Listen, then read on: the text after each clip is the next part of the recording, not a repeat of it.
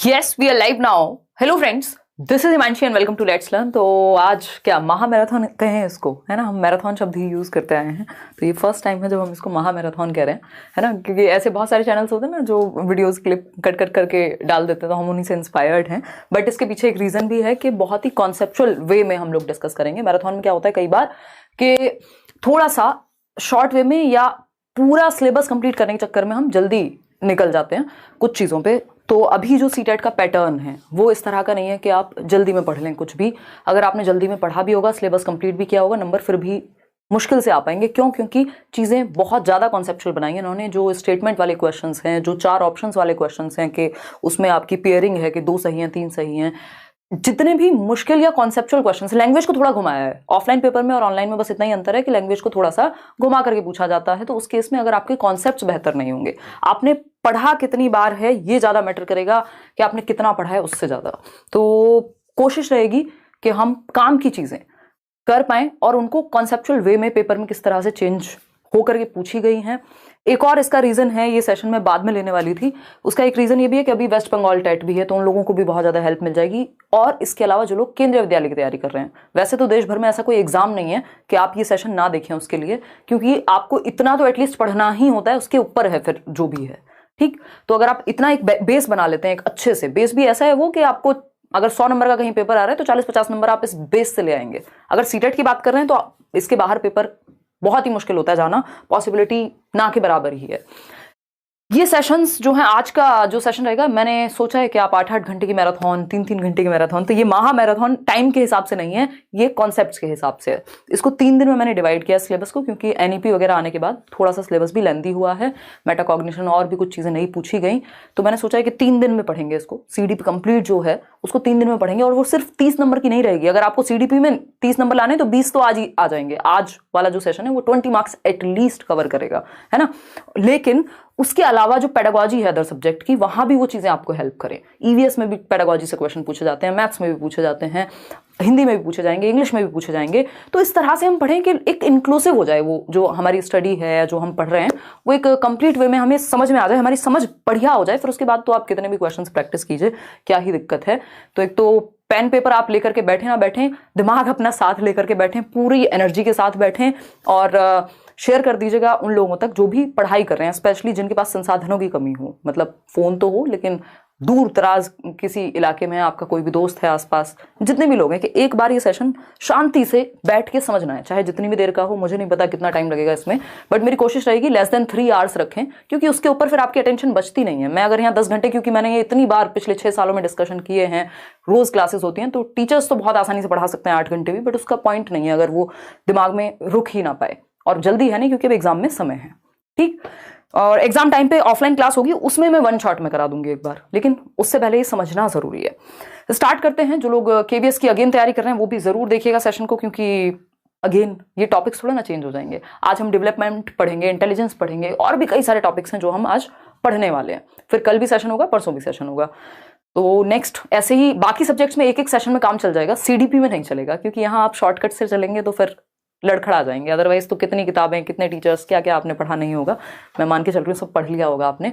फिर भी एक बार सेशन अच्छे से बैठ करके दिमाग में जाने दीजिए चीज़ें। एक और चीज़, इसके साथ साथ आप कोई फ्री पीडीएफ है नोट्स की, इसको एक बार जिनके पास है वो निकाल के रख लीजिएगा। साथ में जो भी एक्स्ट्रा चीज़ें मैं बताते हुए चलूँ वो आप नोट डाउन करते रहिएगा। और जिनके पास नहीं है वो टेलीग्राम से जाकर के, ये बिल्कुल फ्री पीडीएफ है 47 पेजेस की। इसके अलावा हिंदी इंग्लिश की 20-20, 25-25 पेजेस में सारा कुछ बताया हुआ है। तो एक बार इसको डाउनलोड करके पढ़िएगा। इसमें आपका कुछ नहीं जा रहा, कोई फर्क नहीं पड़ता आपने किस कोर्स से पढ़ा, किस टीचर से पढ़ा, किस किताब से पढ़ा, आप कहाँ रहते हैं, ये एकदम फ्री है। इसको प्रिंट आउट निकालो और बैठ के पढ़ लो, 30 में से 30 आराम से आएंगे। ठीक है, तो स्टार्ट करें आज की कहानी। आप लोग एकदम तैयार हैं, मुझे ऐसा लग रहा है, मैं ऐसा मान करके चलूं, है ना। चलिए स्टार्ट करते हैं। और केवीएस के बैच को लेकर के, क्योंकि अब फाइनल सिलेबस वगैरह आपके पास आ चुका है, तो ये केवीएस का एक बैच है जो करियरविल ऐप पर आया है। जो पीआरटी की फीस है वो है 1500 अभी अगले 15 तारीख तक, उसके बाद वो 2000 हो जाएगी। और जो आपका टीजीटी की फी है, टीजीटी छोड़ दीजिए, जो जनरल पेपर है पीआरटी टीजीटी पीजीटी के लिए, वो है 1500 की फी। उस पर भी 500, मतलब दोनों पे ऑफ है। तो ये कहानी है जिनको बैच के बारे में जानना था। और ये बैच शुरू होगा 12 दिसंबर से। आज से इसके रजिस्ट्रेशन स्टार्ट हो गए 3 दिसंबर से। और एक पेडागोजी को लेकर के भी डिमांड है। कल से कई सारे मेल आए हैं कि जिनको सिर्फ पेडागोजी पढ़नी है केवीएस की, वो लोग क्या करेंगे, वो कल से एक बैच पेडागोजी के लिए रजिस्ट्रेशन स्टार्ट होंगे। तो जिनको सिर्फ पेडागोजी पढ़नी है, 60 नंबर की पेडागोजी पीआरटी में है, 40 नंबर की पेडागोजी टीजीटी और पीजीटी में है, और सब कुछ ही आपको पढ़ना है लगभग, तो उस बैच में वो लोग एनरोल कर सकते हैं। आज के लिए हम इतना ही रखेंगे इस बात पे। ये एक छोटी सी इन्फॉर्मेशन थी, जो लोग तैयारी कर रहे हो केवीएस की उन तक आप पहुंचा दीजिएगा, या आप में से ही बहुत सारे लोग होंगे जो तैयारी कर रहे होंगे। चलिए स्टार्ट करते हैं आज की कहानी। बहुत बढ़िया, मैं इसलिए भी शुरुआत में बातें कर रही हूँ कि आप लोग आ जाओ, ज्वाइन कर लो शांति से, फिर हम आगे बढ़ेंगे। लाइक शेयर सब्सक्राइब आप बिना कहे कर देते हैं, बट फिर भी रिमाइंड कराना अच्छी बात है। टेलीग्राम पर सारी पीडीएफ्स और जितने भी, प्लीज़ इस बैच के लिए, नोट्स के लिए किसी को भी कहीं भी गलत जगह पे मत कर दीजिएगा। बहुत सारे पेजेस, बहुत सारे चैनल्स, बहुत सारे ऐसे सोर्सेज बने हुए हैं जो अपने फ़ायदे के लिए कॉपीड चीज़ें बेच देते हैं, फिर वो चलते नहीं है कोर्सेज वगैरह, तो उनसे बचिएगा प्लीज़, है ना। या तो करियर विल ऐप पर मिलेंगे अगर कोर्स हैं तो, अदरवाइज तो लेट्स लर्न पे और टेलीग्राम पे फ्री मिलती हैं चीज़ें आपको। ये फ्री नोट्स आप ले लेंगे। बाल विकास एवं शिक्षण शास्त्र, यानी हम इसमें चाइल्ड डेवलपमेंट कवर करेंगे इन सेशंस में, आज जो सेशन है, और पेडागोजी कैसे काम करती है उसको डिस्कस करेंगे। सबसे पहले ग्रोथ एंड डेवलपमेंट, इसको पढ़ना, ये पिछले 5वां साल है जब मैं मैराथन सेशन ले रही हूँ। 5 साल से मैराथन सेशन चलते हैं एग्जाम टाइम पे, तो ये जरूरी है कि ग्रोथ एंड डेवलपमेंट को हम पढ़ें, क्योंकि मैंने टॉपिक्स को डिजाइन भी वैसे ही किया है कि एकदम जिससे आप सिंपल टू कॉम्प्लेक्स जाएं, आप रिलेट कर पाए, वो बेस बन पाए। अगर आपको ग्रोथ एंड डेवलपमेंट नहीं पता, आप इंटेलिजेंस मत पढ़िए, उससे पहले ग्रोथ एंड डेवलपमेंट पढ़ लीजिए। उससे पहले आपको अगर कोई और टॉपिक पढ़ना है तो ग्रोथ एंड डेवलपमेंट इज कि आप समझ पा रहे हैं कि कहानी चल क्या रही है। जो एक बिल्कुल नया व्यक्ति है जिसने आज से पहले कोई पढ़ाई नहीं की, वो भी ये सेशंस देखे तो एकदम समझ में आएगा, ठीक। और दूसरी बात, बहुत ज्यादा स्कोरिंग है, कम से कम 5 नंबर सीडीपी के पार्ट में ग्रोथ एंड डेवलपमेंट से आते हैं, और इसी के आधार पर फिर आपका इंडिविजुअल डिफरेंसेस, चाइल्ड डेवलपमेंट, सारी चीजें बनी हुई है। तो स्टार्ट करें, आ गए हैं अब आप लोग। चलिए बहुत बढ़िया। अगर सेशन में कोई भी दिक्कत हो तो आप बता दीजिएगा, इंटरनेट की हमारे यहाँ थोड़ी सी समस्या चल रही है कुछ दिनों से। समझते हैं कहानी क्या रहेगी। ग्रोथ एंड डेवलपमेंट, इसको सिर्फ टीचिंग लर्निंग मटेरियल की तरह लीजिएगा। जो सब पीछे लिखा है ये सहायक सामग्री है, मुख्य बात वो है जो मैं समझाने की कोशिश करूंगी आपको। ये सिर्फ एक, ठीक है, आपके लिए देखने के लिए है ना। चलिए समझते हैं। बहुत बढ़िया, बहुत ही बढ़िया। बफरिंग नहीं यार, यहां से एकदम ओके हैं चीजें। चलिए लाइक शेयर करिए और उत्साह के साथ पढ़िए, है ना। चलिए स्टार्ट करते हैं। एग्जाम टाइम पे वैसे भी कंसंट्रेशन हाई होता है। देखिएगा, ग्रोथ एंड डेवलपमेंट, वृद्धि एवं विकास, ये पहला टॉपिक है किसी भी एग्जाम में जब आप पेडागोजी पढ़ने जाते हैं तो। विकास एक ऐसी प्रक्रिया है जो सतत चलती है, भाई ये हमें पता है कि कॉन्टिन्यूअस प्रोसेस है जो हमेशा चलती रहती है। या मैं इन शॉर्ट कहूं तो हम कहते हैं कि परिवर्तन जीवन का नियम है, यानी change is the only constant in this world. तो दुनिया में एक ही चीज कांस्टेंट है, जो कि है परिवर्तन, यानी परिवर्तन होता रहेगा, बाकी सब कुछ चेंज होना हो, लेकिन चेंज होना ये निश्चित है। जैसे आप 5 साल की उम्र में होते हैं वैसे आप 15 में नहीं होते, जैसे आप 15 में होते हैं वैसे आप 25 में नहीं होते, और जैसे आप 25 में होते हैं वैसे आप 35 में नहीं रहते। बदलाव आते हैं एक व्यक्ति में, जन्म से पहले से जो डेवलपमेंट की प्रक्रिया है आपके वूम्ब में, मदर के यानी कि गर्भ में शुरू हो जाती है, ठीक। और चेंजेस होते रहते हैं over the period of time. अगर डेवलपमेंट को एक शब्द में समझना हो तो क्या होगा, ये चेंज कहलाएगा। कॉन्सेप्ट को समझने पे ध्यान दीजिएगा, लिखने पे रटने पे बिल्कुल ध्यान मत दीजिएगा, पेपर में फंस जाओगे, है ना। उससे अच्छा है फिर आप नोट्स ही पढ़ लो, अलग से दे दिए हैं फ्री। कॉन्सेप्ट को समझने पे ध्यान दीजिएगा। ये जो कहानी है, ये कहानी बहुत इंपॉर्टेंट है, क्योंकि जब आपको घुमा के क्वेश्चन पूछे जाते हैं तो ये कहानियां समझ में आएंगी आपको, फिर याद आएंगी। यानी डेवलपमेंट एक शब्द में कहें तो क्या है, चेंज है, परिवर्तन है, जो आप में जन्म से लेकर के और मृत्यु तक होते रहते हैं। इसलिए इवन जन्म से भी पहले से अगर हम कहें, गर्भ से शुरू हो जाते हैं परिवर्तन। तो चेंज का नाम ही हम कहीं ना कहीं डेवलपमेंट कह सकते हैं, लेकिन ये रैंडम चेंजेस नहीं हो सकते। एक दिन आप सो करके उठे और आपकी आंख पे स्वेलिंग मिली और आपने कहा ये डेवलपमेंट है। नहीं, ये डेवलपमेंट नहीं है। एक तो डेवलपमेंट रैंडम नहीं होता, रैंडम चेंजेस को, अचानक से हुए परिवर्तनों को हम डेवलपमेंट नहीं कहते। ऑर्डरली चेंजेस को, सीक्वेंस में हुए चेंजेस को, क्रम में हुए चेंजेस को, प्रोग्रेसिव चेंजेस को, जिससे बेहतरी की तरफ हम जा रहे हो, वो डेवलपमेंट है ना। तो डेवलपमेंट क्या है, एक ऐसी प्रक्रिया जो सीक्वेंशियल होती है, एक क्रम में होती है। भाई पहले आप बच्चे होते हैं, फिर आप एक किशोरी या किशोर बनते हैं, यानी एडोलेसेंस में जाते हैं, फिर अडल्टहुड में जाते हैं। एक क्रम में चल रही है दुनिया में चीजें, जो डेवलपमेंट की प्रक्रिया है वो क्रम में चलती है और सीक्वेंस में चलती है, अगर इसी बात को हम दूसरे शब्दों में समझना चाहें। और क्या है, प्रोग्रेसिव है, बेहतरी के लिए होने वाले परिवर्तन है ना। तो आप जिन चीजों पे 5 साल में रोया करते थे, उन खिलौनों पे आज आप 15 साल में नहीं रोते हैं, और जिन खिलौनों पे आप 15 साल में रोते थे उन पे 25 में नहीं रोते हैं। आप डिफरेंट तरीके के खिलौने हैं जिन पे आप रोते हैं, है ना। अब रोना कांस्टेंट है, लेकिन मजाक कर रही हूं। तो ये क्या हुआ, डेवलपमेंट एक ऐसी प्रक्रिया जिसमें परिवर्तन होते रहते हैं और परिवर्तन होने भी चाहिए। तो ये चेंजेस कैसे हैं, इसमें 2-3 शब्द लिखेंगे। एक तो ये सीक्वेंशियल चेंजेस हैं, सीक्वेंस में होने वाले क्रमिक परिवर्तन है। अगर मैं कहूं ऑर्डरली चेंजेस हैं, अगेन एक ऑर्डर में एक क्रम में होते हैं, एक पैटर्न फॉलो करते हैं। और क्या है, प्रोग्रेसिव हैं, प्रगतिशील हैं, है ना, प्रगतिशील हैं, प्रोग्रेसिव चेंजेस हैं, बेहतरी के लिए होने वाले परिवर्तन है। हम प्रोग्रेसिव एजुकेशन भी पढ़ते हैं ना, यानी बेहतरी के लिए, जिसमें हम आगे बढ़ रहे हो, है ना, पीछे ना जा रहे हो। इसका मतलब क्या हुआ, बहुत बढ़िया जहीर खान, मैं आज कोशिश करूंगी कि आप लोगों की सुपर चैट भी कम से कम लूं, क्योंकि टॉपिक पे अगर हम फोकस्ड रहेंगे तो ज्यादा अच्छा रहेगा। ठीक है जी, हिंदी इंग्लिश भी अपने आप बेहतर हो जाएगी अगर आपकी पेडागोजी बेहतर है, क्योंकि कुछ टॉपिक्स कॉमन है। ठीक, बस आप आइए क्लास में, अटेंडेंस के नाम पे आप लाइक शेयर करिए और पढ़िए बस। आज बाकी सारी चीजें साइड कर दीजिए, क्योंकि उससे आप ही का नुकसान है। जब आप बाद में रिवीजन के तौर पे देखेंगे तो आपको एक्स्ट्रा चीजें मिलेंगी फिर। तो सीक्वेंशियल है, ऑर्डरली है, प्रोग्रेसिव है, प्रगतिशील है। तो विकास एक प्रक्रिया कैसी हुई, एक तो सतत हुई, जो कब जीवन पर्यंत चलेगी।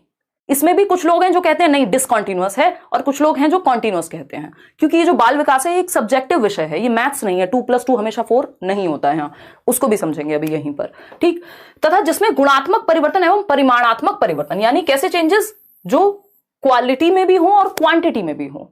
आप साइज में भी बढ़ जाते हैं जब से आप पैदा होते हैं। आज देख लीजिए, अपनी समझ में, साइज में, शेप में, हर तरह से आप विकसित हुए हैं। अगर नहीं हुए तो इसका मतलब डेवलपमेंट में कहीं ना कहीं कोई बाधा आई है, कोई हजार्ड आया है, ठीक है ना, कोई खतरा हुआ है। तो हम ये कहेंगे कि एक तो ये सतत चलने वाली प्रक्रिया है, हमेशा चलती है, निरंतर चलती है, और इसका एक हिस्सा है ग्रोथ। इस पे बाद में आएंगे। ठीक, तो हमेशा चलने वाली प्रक्रिया है। वूम्ब टू टूम्ब जाता है डेवलपमेंट जो है आपका, कहां से, वूम्ब टू टूम्ब। डेवलपमेंट यानी विकास क्या है, गर्भ से कब्र तक जाएगा। ठीक है, यहाँ पे धर्म और जाति नहीं लाएंगे कि हम तो किसी और धर्म से हैं, हम तो कब्र में नहीं जाएंगे, हम तो जाएंगे शमशान घाट, है ना, वो वाली बात नहीं है। बात यह है कि मृत्यु तक चलेगा। ठीक, वूम्ब टू टूम्ब याद रहने में अच्छा लगता है। वूम्ब यानी मां के गर्भ से, जब से आपका कॉन्सेप्शन पीरियड जिसको हम कहते हैं, गर्भाधान के समय से ही विकास की प्रक्रिया शुरू हो जाती है। आपका ब्रेन डेवलप होगा, आप डेवलप होंगे, दिल की धड़कन डेवलप होगी, है ना, और 70 तरह के कार्यक्रम शुरू हो जाते हैं। आप पेट के अंदर से क्या क्या बोलते हैं उसको, कुछ तो बोलते ही होंगे, पुश कर रहे हैं, बेबी बम्प बोलते हैं, जो भी है। तो ये क्या हुआ, डेवलपमेंट की प्रक्रिया है। ठीक, वूम्ब टू टूम्ब चल रही है, रुकेगी नहीं कभी भी, गर्भ से कब्र तक चलेगी। कॉन्सेप्शन टू डेथ भी लिख सकते हैं इसको दूसरी भाषा में। कॉन्सेप्शन यानी गर्भ से मृत्यु तक, कॉन्सेप्शन टू डेथ। देखिएगा शब्द बदलेंगे, क्योंकि शब्दों का खेल है सीडीपी में, पेडागोजी में शब्दों का खेल है, तो शब्द बदलेंगे। इसको आप कॉन्सेप्शन पीरियड कह लीजिए, आप इसको गर्भाधान का समय कह लीजिए, आप इसको वूम्ब कह लीजिए। ठीक, लेकिन डेवलपमेंट चलेगा सतत रूप से। ठीक, अगर हम डेवलपमेंट की बात करें तो डेवलपमेंट में 2 तरह के चेंजेस होते हैं। एक होता है क्वांटिटी में चेंज, यानी आपकी हाइट, आपका वेट, आपका साइज, ये सब बढ़ गए। आप इतने से थे, मम्मी बोलती होंगी इतने से थे, और अभी इतने बड़े हो गए हैं, अब तो आपसे बड़ा कोई है नहीं।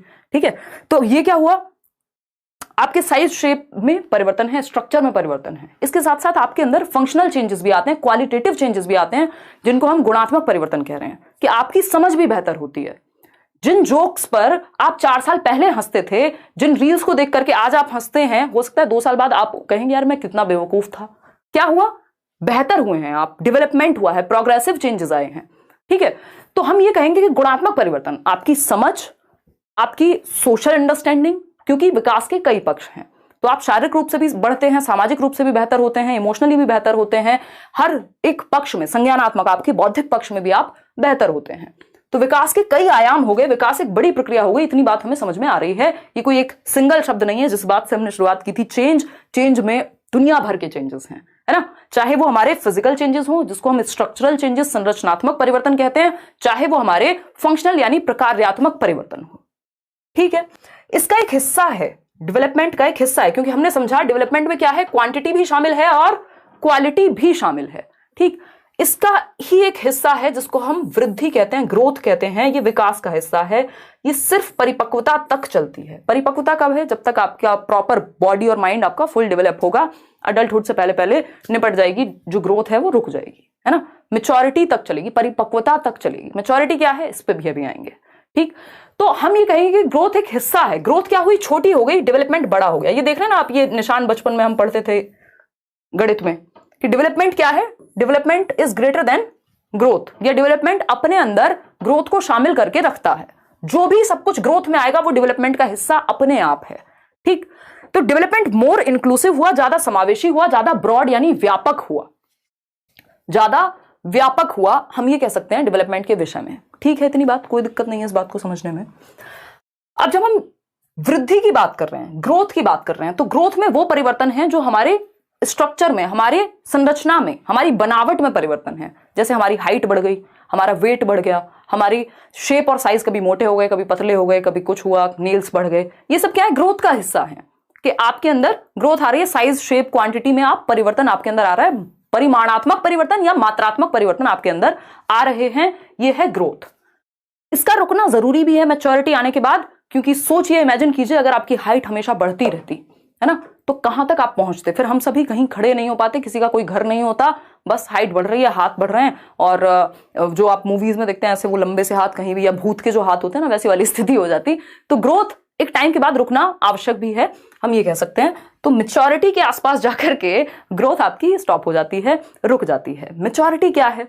मैच्योरिटी एक ऐसा पक्ष है जिसको हम परिपक्वता कहते हैं, जो हाईली रिलेटेड टू हेरिडिटी होता है, यानी कि आनुवांशिकता से संबंधित होता है। हमारे जो जेनेटिक कोडिंग है, जो हमारे जीन्स हैं, उनमें कोडिंग है कि भैया आप मान लीजिए बच्चा पैदा तो हुआ है हाथ पैर के साथ ही, लेकिन क्या आप उसको साइकिल चलाना सिखा देंगे जब वो पैदा हुआ है अगले 2 महीने में? नहीं, क्योंकि वो मैच्योर नहीं है। वो हेरिडिटी से जो क्षमताएं अनफोल्ड होती हैं, जो कैरेक्टरिस्टिक्स, जो विशेषताएं समय के साथ अनफोल्ड होंगी, टाइम के साथ अनफोल्ड होने वाले कैरेक्टरिस्टिक्स मैच्योरिटी के अंदर आते हैं ड्यू टू हेरिडिटी। क्योंकि आपकी हेरिडिटी में एक वो कोडिंग है कि इस एज में इतनी ताकत इन पैरों में आ जाएगी, अगर सब कुछ सही रहा, एनवायरमेंट से लेके और सारी स्थिति अगर नॉर्मल रही तो। ठीक है जी, बात, इतनी बात, कोई दिक्कत नहीं है इस बात को समझने में। चीजों को जोड़ के पढ़ना है, अदरवाइज तो कोई अंतर नहीं रहेगा। फिर आप रट लीजिए या कुछ भी करिए, फिर कोई फायदा नहीं है। अगर हम कनेक्ट करके नहीं पढ़ेंगे तो पेपर में हम फंसेंगे फिर, क्योंकि धीरे धीरे चीजें इसी तरह से कॉम्प्लेक्स हो रही हैं। सिलेबस चेंज नहीं हो रहा, क्वेश्चंस की क्वालिटी बेहतर हो रही है।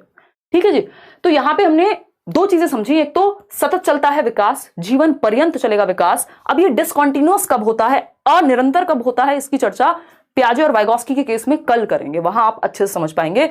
लेकिन नॉर्मल केस में वो एक्सेप्शंस हैं एक तरह के, या वो 2 अलग लोग हैं जो अलग तरीके से बात कर रहे हैं।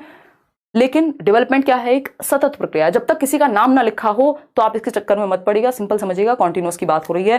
डेवलपमेंट क्या है? वूम टू टूम जाएगा, गर्भ से कब्र तक जाएगा, कभी भी रुकेगा नहीं।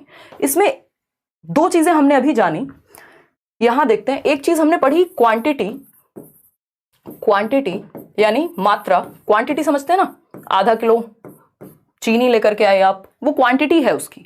मात्रा मतलब जिसको आप मेजर कर सकें यूनिट्स में, किलोग्राम में। हाइट को आप इंचेस में मेजर कर लेते हैं, सेंटीमीटर में मेजर कर लेते हैं, आप माप सकते हैं मेजरिंग यूनिट्स में। तो जितनी वृद्धि के जितने भी पक्ष हैं उनको मापना संभव है मेजरिंग यूनिट्स में। किलोग्राम को आप, वेट को किलोग्राम में, शेप साइज आप मोटे कितने हो रहे हैं उसको भी आप सेंटीमीटर में माप लेते हैं, इंचेस में माप लेंगे कितना फैट आया। ठीक, लेकिन क्वालिटेटिव कुछ चेंज ऐसे होते हैं जिनका मापन डायरेक्टली या एक्यूरेटली संभव नहीं होता, यानी गुणात्मक परिवर्तन। भाई आप कितने इमोशनली मैच्योर व्यक्ति बने हैं पिछले कुछ सालों में, इसका असेसमेंट किया जा सकता है, इसका आकलन कर सकते हो, इसका अंदाजा लगा सकते हो। इसको ऐसे थोड़ी कह सकते हो कि अब मेरी समझ 250 ग्राम बढ़ गई है पिछले 2 साल से, है ना मम्मी, अब तो मैं बड़ा हो गया हूं तो मेरी समझ 250 ग्राम बढ़ गई। समझ को मापने का ऐसा कोई तरीका नहीं है। ठीक, तो हम ये कहेंगे, और भी कई पक्षों को माप नहीं सकते आप सोशली कितने बेहतर हो गए कैसे मापेंगे? तो हम ये कहेंगे कि गुणात्मक और मात्रात्मक दोनों ही तरह के परिवर्तन किस में आएंगे? विकास में आएंगे। ठीक, इन दोनों को अगर मिला दें तो ये डेवलपमेंट का हिस्सा होगा, क्योंकि वृद्धि जो है वो अपने आप में विकास का हिस्सा है। लेकिन सिर्फ मात्रात्मक परिवर्तन अगर हमसे पूछेगा, हम कहेंगे ग्रोथ का यानी वृद्धि का पार्ट है, जिसमें हमारी मात्रा में परिवर्तन, स्ट्रक्चर में, हमारे शरीर की बनावट में परिवर्तन, और यहां पे फंक्शनल, हमारी फंक्शन करने की क्षमता। अब हम आपको जिस चीज को समझने में 2 घंटे लगते थे, हो सकता है आज आप 1 घंटे में समझ पाए, 20 मिनट में समझ पाए। क्यों? क्योंकि समय के साथ आपने अपने ऊपर काम किया है, आपकी समझ पे काम किया है, चीजों को गहन किया है, अपनी समझ को इन डेप्थ आपने सीखा है, समझा है। तो ये क्या हुई कहानी? ये हुई क्वालिटेटिव चेंजेस की। ठीक है, तो एक छोटी छोटी सी बातें करते रहेंगे बीच बीच में, देखिएगा। तो विकास क्या है? क्वालिटेटिव और क्वांटिटेटिव दोनों है। वृद्धि सिर्फ परिमाणात्मक होती है, मात्रात्मक होती है, यानी क्वांटिटी वाली होती है। अगर दोनों ऑप्शन, मान लीजिए अगर डेवलपमेंट की बात करें, आपको फंसाने के लिए क्या होगा, डेवलपमेंट के केस में लिखा होगा एक तो आंसर आता है कि डेवलपमेंट क्या है, आप कहेंगे क्वालिटेटिव है। लेकिन अगर आपके पास दोनों ही ऑप्शन हो कि क्वांटिटेटिव भी है और क्वालिटेटिव भी है, तो आप क्या कहेंगे, बोथ, है ना, ये दोनों है। लेकिन अगर सिर्फ एक ऑप्शन है तो आप कहेंगे भाई ये तो होता है गुणात्मक डेवलपमेंट। वहीं वृद्धि की जब भी बात आएगी तो ये सिर्फ और सिर्फ क्वांटिटेटिव होगी, मात्रात्मक होगी, स्ट्रक्चरल होगी, परिमाणात्मक होगी, जिसका परिमाण, जिसका मापन संभव होगा किसी भी एक मेजरिंग यूनिट से। जिस चीज को आप माप नहीं सकते वो वृद्धि थोड़ी हुई। और वृद्धि क्या शारीरिक पक्षों से ही जुड़ी हुई होती है, शरीर के परिवर्तनों से। चलिए समझते हैं इसको। अगर आपको लिख करके समझना है तो क्वालिटेटिव यानी गुणात्मक परिवर्तन क्या है, वे ऑफ डूइंग समथिंग, आपकी कार्यशैली बेहतर हो गई है, आपका काम करने का तरीका बेहतर हो गया है। ये क्या है बताइए, ये क्या हुआ? हाँ, बातें कम कीजिए, आज आप फोकस कीजिए। तो ये जो गुणात्मक परिवर्तन है, आपका कार्यशैली में परिवर्तन आ गया, आपकी राइटिंग बेहतर हो गई समय के साथ, आपने कोशिश की, थोड़ा सा उस पर प्रैक्टिस की, एफर्ट किया, फिर आपकी उंगलियां भी थोड़ी मैच्योर हुई होंगी। जब आप छोटे होंगे, पेन पकड़ा होगा पहली बार तो उतने अच्छे से नहीं लिखा होगा। तो ये क्या हुआ, कार्यशैली में, वे ऑफ डूइंग समथिंग। अब ये फिजिकली भी हो सकता है, मेंटली भी हो सकता है। कार्य क्षमता, ability to do something, emotional understanding, ये सब आपके अंदर बेहतर हो रही है, यानी क्वालिटेटिव चेंजेस की बात हो रही है, डेवलपमेंट की बात हो रही है। क्वांटिटेटिव यानी परिमाणात्मक, आपकी height, weight, shape, size body का, ये सब बढ़ना क्या है, परिमाणात्मक है। कि वैसे तो आप खजूर बन गए हैं और समझ आपकी कोई विकसित नहीं हुई, तो ये सिर्फ वृद्धि हुई है आप में, विकास की प्रक्रिया उतने अच्छे से काम नहीं कर पाई, है ना। वो बोला जाता है ना कि खजूर का पेड़ इतना बड़ा होता है तो वो दूसरों को छाया भी नहीं देता और कोई फायदा नहीं हुआ फिर।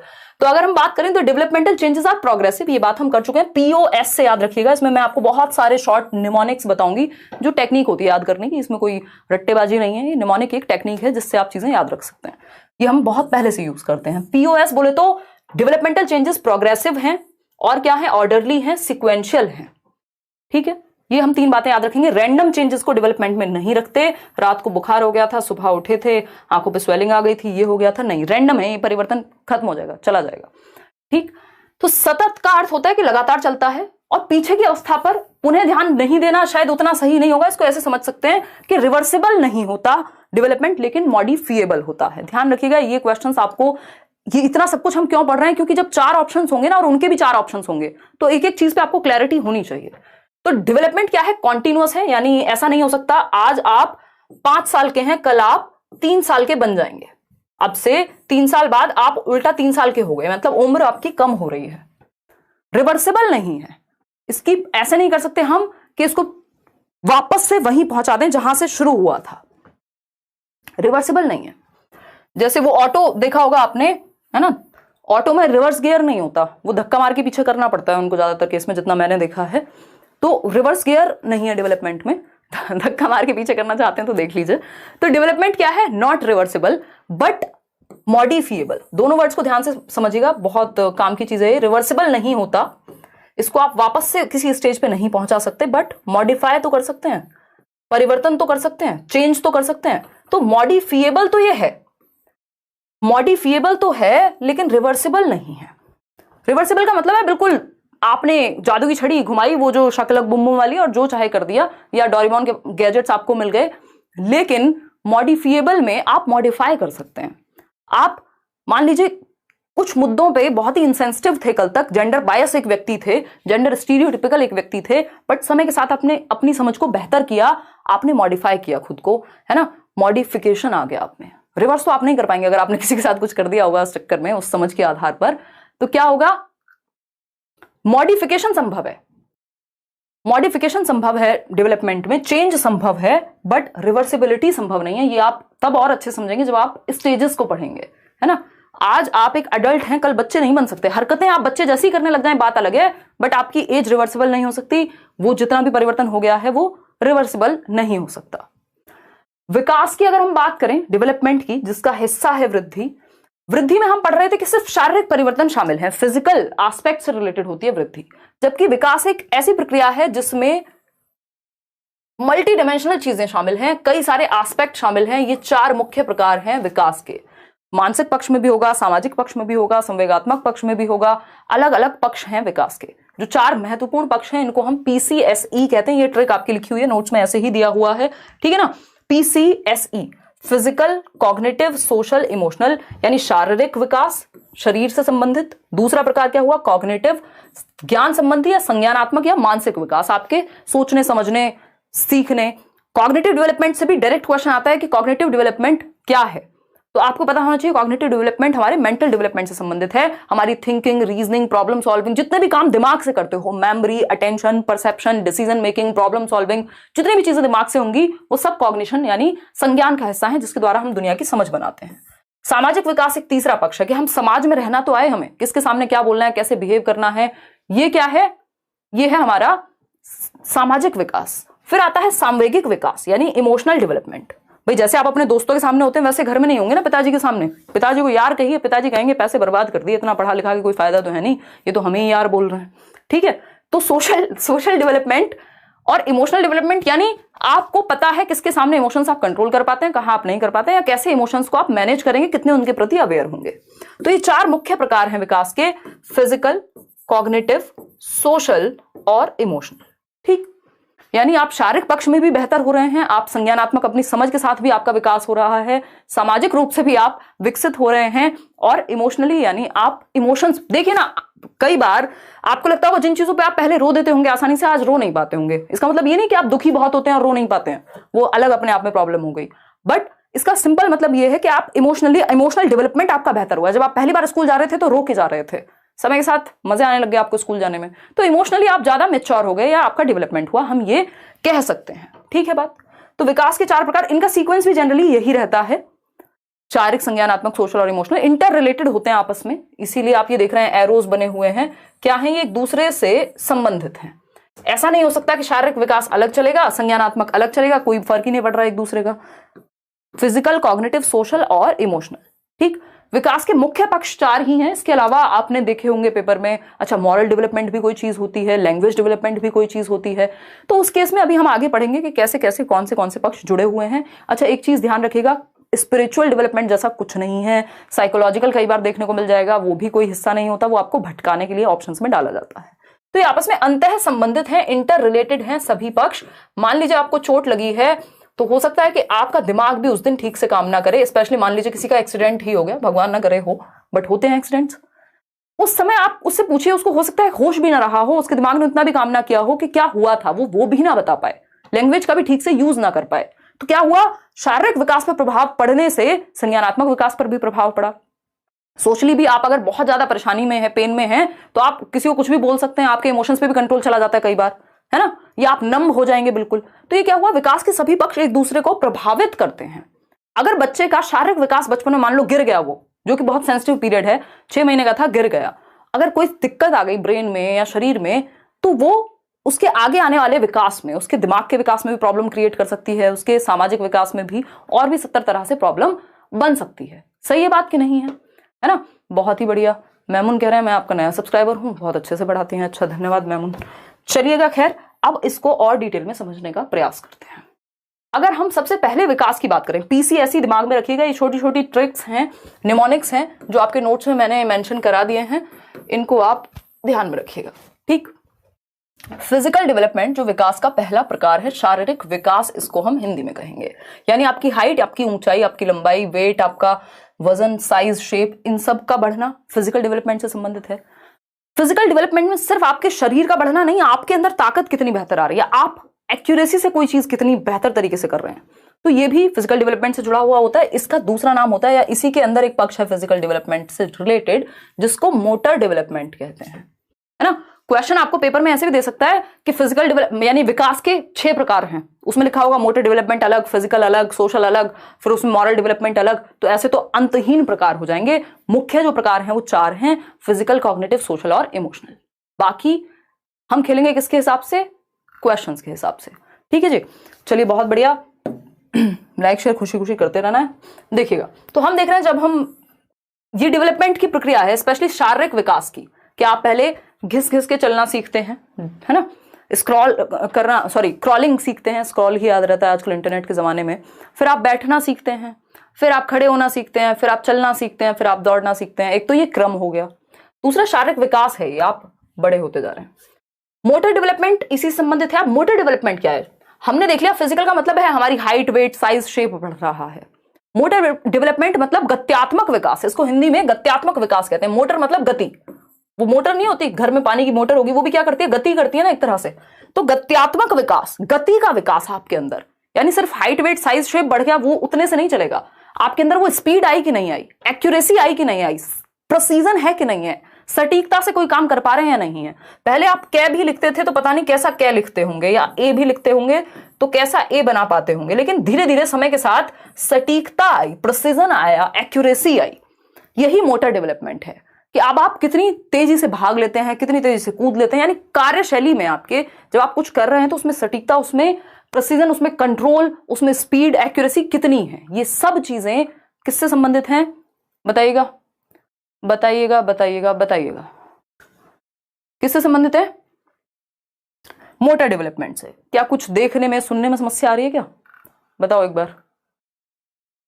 नाम लीजिए, किरण आज नाम किसी का नहीं लेना है, फिर भी आपका ले लिया एक्सेप्शन में मैंने, ठीक है। तो ये बात हुई मोटर डेवलपमेंट की। मोटर डेवलपमेंट भी दो प्रकार का है, आपके फेवरेट दो लेटर है ना, जी और एफ ना, जी एफ। नींद तो खुली गई होगी दो चार लोगों की, एक बार बात कर लिया करो बस क्लास में, बाकी हम खुश रहते हैं, ठीक। जीएफ बोले तो ग्रॉस मोटर स्किल्स और फाइन मोटर स्किल्स, ठीक। तो मोटर डेवलपमेंट दो प्रकार का होगा, गत्यात्मक विकास जीएफ यानी ग्रॉस मोटर स्किल्स और फाइन मोटर स्किल्स। और ये ऐसे ही काम करेगा, इसको एफजी मत कर लेना कि हमारा मन नहीं करता, हमें जीएफ नहीं पसंद, हम तो एफजी लिखेंगे। जी फॉर ग्रॉस मोटर और एफ फॉर फाइन मोटर, इसका तरीका भी ऐसे ही है, ये सीक्वेंस भी ऐसे ही चलता है। पहले ग्रॉस मोटर डेवलपमेंट होता है, बाद में फाइन मोटर डेवलपमेंट होगा, यानी पहले स्थूल गतिक कौशल आपके अंदर विकसित होंगे, फिर जाकर के फाइन मोटर स्किल्स आपके अंदर डेवलप होते हैं, ठीक है। ये क्या कहानी है इस चीज की, समझते हैं फटाफट से, समझेंगे आराम से, फटाफट से नहीं समझेंगे। जो लोग रात को जगते हैं वही ये सेशन देख पाएंगे, क्योंकि हम थोड़े से लेट रहते हैं।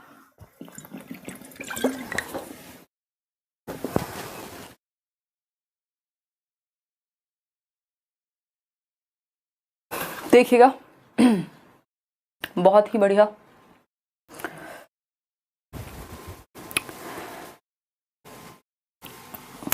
ग्रॉस टू फाइन यानी मोटर जो डेवलपमेंट है उसका भी एक सीक्वेंस है, अगर हम देखें उसका भी एक पैटर्न है।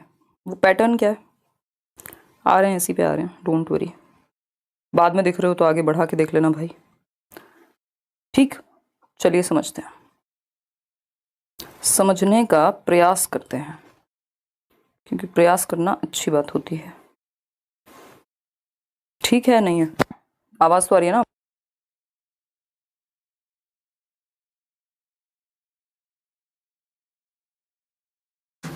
देखिए अगर हम बात करते हैं किस चीज की, ग्रॉस और फाइन मोटर स्किल्स की। आज मैं कमेंट्स अवॉइड कर रही हूं, पहले इस पे फोकस करेंगे। तो मोटर डेवलपमेंट में दो प्रकार के डेवलपमेंट होते हैं, वो होते हैं ग्रॉस मोटर डेवलपमेंट या ग्रॉस मोटर स्किल्स और फाइन मोटर स्किल्स। ग्रॉस का मतलब होता है स्थूल और फाइन का मोटर है सूक्ष्म, ठीक।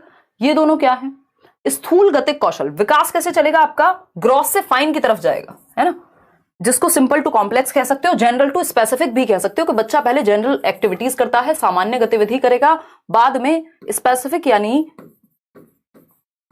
स्पेसिफिक को हम कहेंगे विशिष्ट गतिविधियां करेगा। रोएगा भी बच्चा तो पूरी बॉडी से रोएगा बचपन में, जब वो छोटा होगा धीरे धीरे उसको पता है आंसू पूछ के काम चल जाता है, ठीक। तो ग्रॉस मोटर स्किल्स क्या है, ग्रॉस मोटर स्किल्स हैं आपकी जिनमें बड़ी मांसपेशियों का प्रयोग हो, जैसे आपकी आर्म्स की मसल है, आपकी बाहों की, भुजाओं की, है ना, हाथ ऊपर नीचे कर रहे हैं, पीटी कर रहे हैं स्कूल में, ये क्या है, ग्रॉस मोटर स्किल्स का उदाहरण है, ठीक है।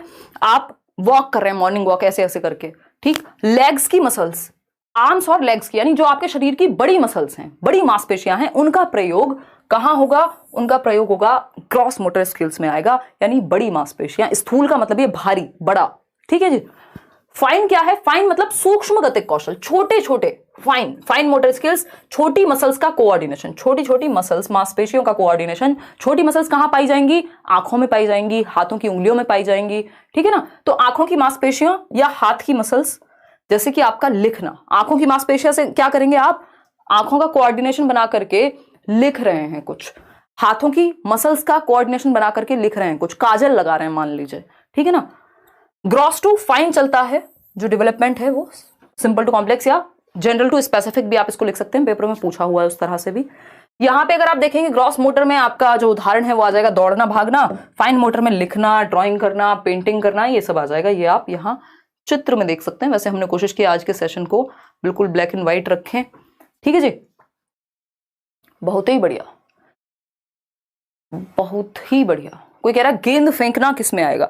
डिपेंड करता है कि हम फोकस किस चीज पे कर रहे हैं। अगर सिर्फ फिंगर्स का यूज करके जो उसका स्विंग है वो फाइन में आ सकता है, जनरली ग्रॉस में आएगा। अगर आप उसको एक उत्तर की तरफ जाएंगे तो जनरल जो उसका आंसर होगा वो आएगा ग्रॉस में। लेकिन जब आप स्विंग कर रहे हैं तो वहां आप फिंगर्स की मसल्स का यूज कर रहे हैं तो उसमें वो फाइन में चला जाएगा। तो डिपेंड करता है कि डायरेक्ट क्वेश्चन क्या है। डायरेक्ट अगर सिर्फ सिंपल इतना ही पूछा गेंद फेंकना तो आप ग्रॉस में डाल सकते हैं उसको।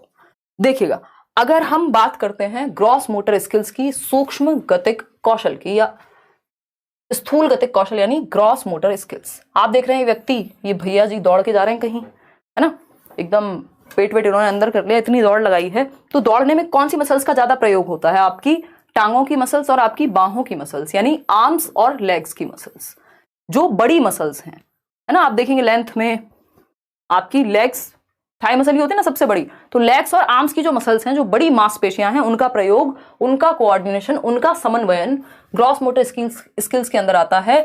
घुटनों के बल चलना, यानी आप जब बचपन में क्रॉल करना सीखते हैं, घिसट घिसट के चल रहे हैं, ठीक, तो ये क्रॉलिंग में क्या हो रहा है, आपकी आर्म्स और आपके लेग्स में यहाँ पे नहीं दिखा पाऊंगी, उछलना पड़ेगा, ठीक, तो वो यूज हो रही हैं। खड़े होकर चलना, अगेन आप जब वॉक कर पा रहे हैं, मैं यहाँ लिख भी देती हूँ इनको, वॉकिंग, क्रॉलिंग कह सकते हैं यहाँ पे, घिसट के चलने को। दौड़ना और कूदना यानी रनिंग और जंपिंग। भाई जब आप दौड़ लगाते हैं, जंप कर रहे हैं, तब भी तो आप अपनी बड़ी मांसपेशियों का ही प्रयोग कर रहे हैं, जंपिंग यहाँ लिखा हुआ है।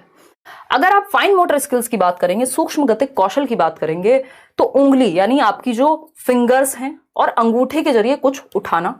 मान लीजिए आप क्या कर रहे हैं, उंगली और अंगूठे के जरिए कुछ उठा रहे हैं। पेपर में क्वेश्चन आया हुआ था कि एक बच्चा है जो पहले क्या करता है, अपने पूरे हाथ का प्रयोग करेगा किसी चीज को पकड़ने के लिए, बाद में वो पेन सिर्फ एक उंगली और एक अंगूठे से पकड़ के उठा लेता है। यानी simple to complex, general to specific हुआ है विकास। और अगर मैं इसको दिशा के सिद्धांत के बेसिस पे बात करूं तो ये प्रॉक्सिमो डिस्टल है, उस पर आएंगे अभी।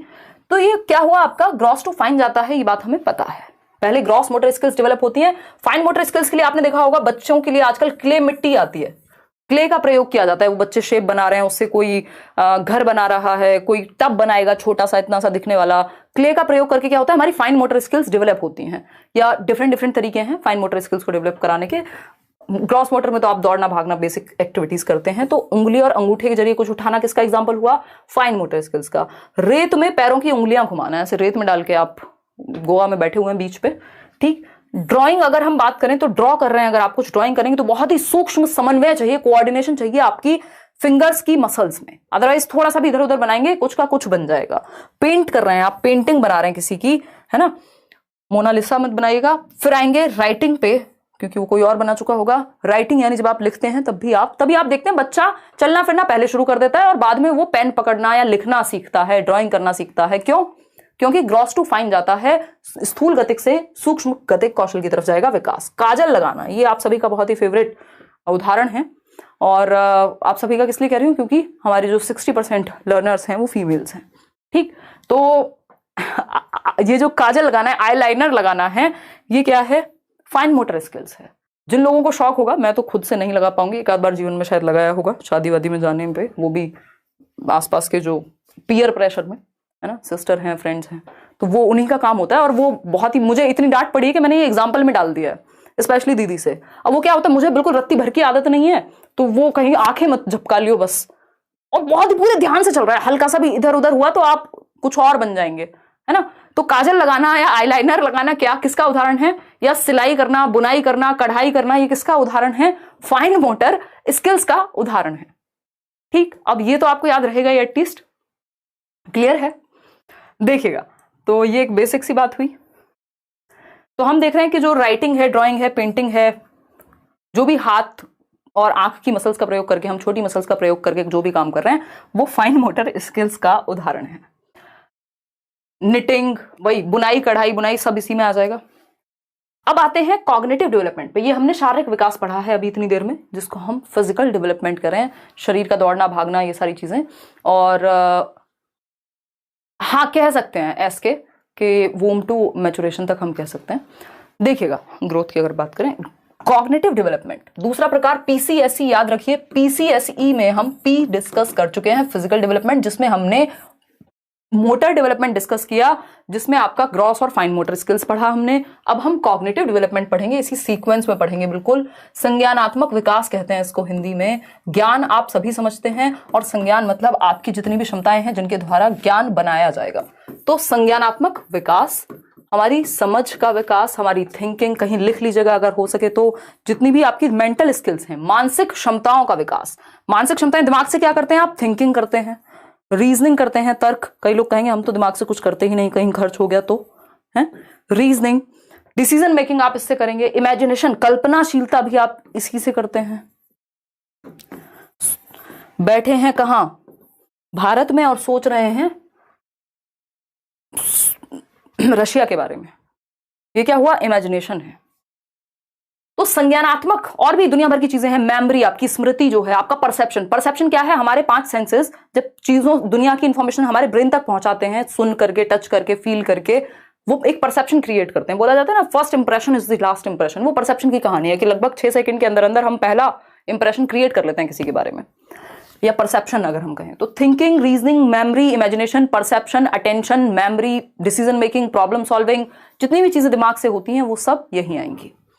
ठीक, तो संज्ञानात्मक विकास यानी आपके दिमाग के पीसेस जो हैं वो एक साथ आ रहे हैं, आप दुनिया की समझ बना रहे हैं। संज्ञानात्मक पक्ष में विकास से अर्थ मानसिक क्षमताओं, मेंटल स्किल्स का डेवलपमेंट।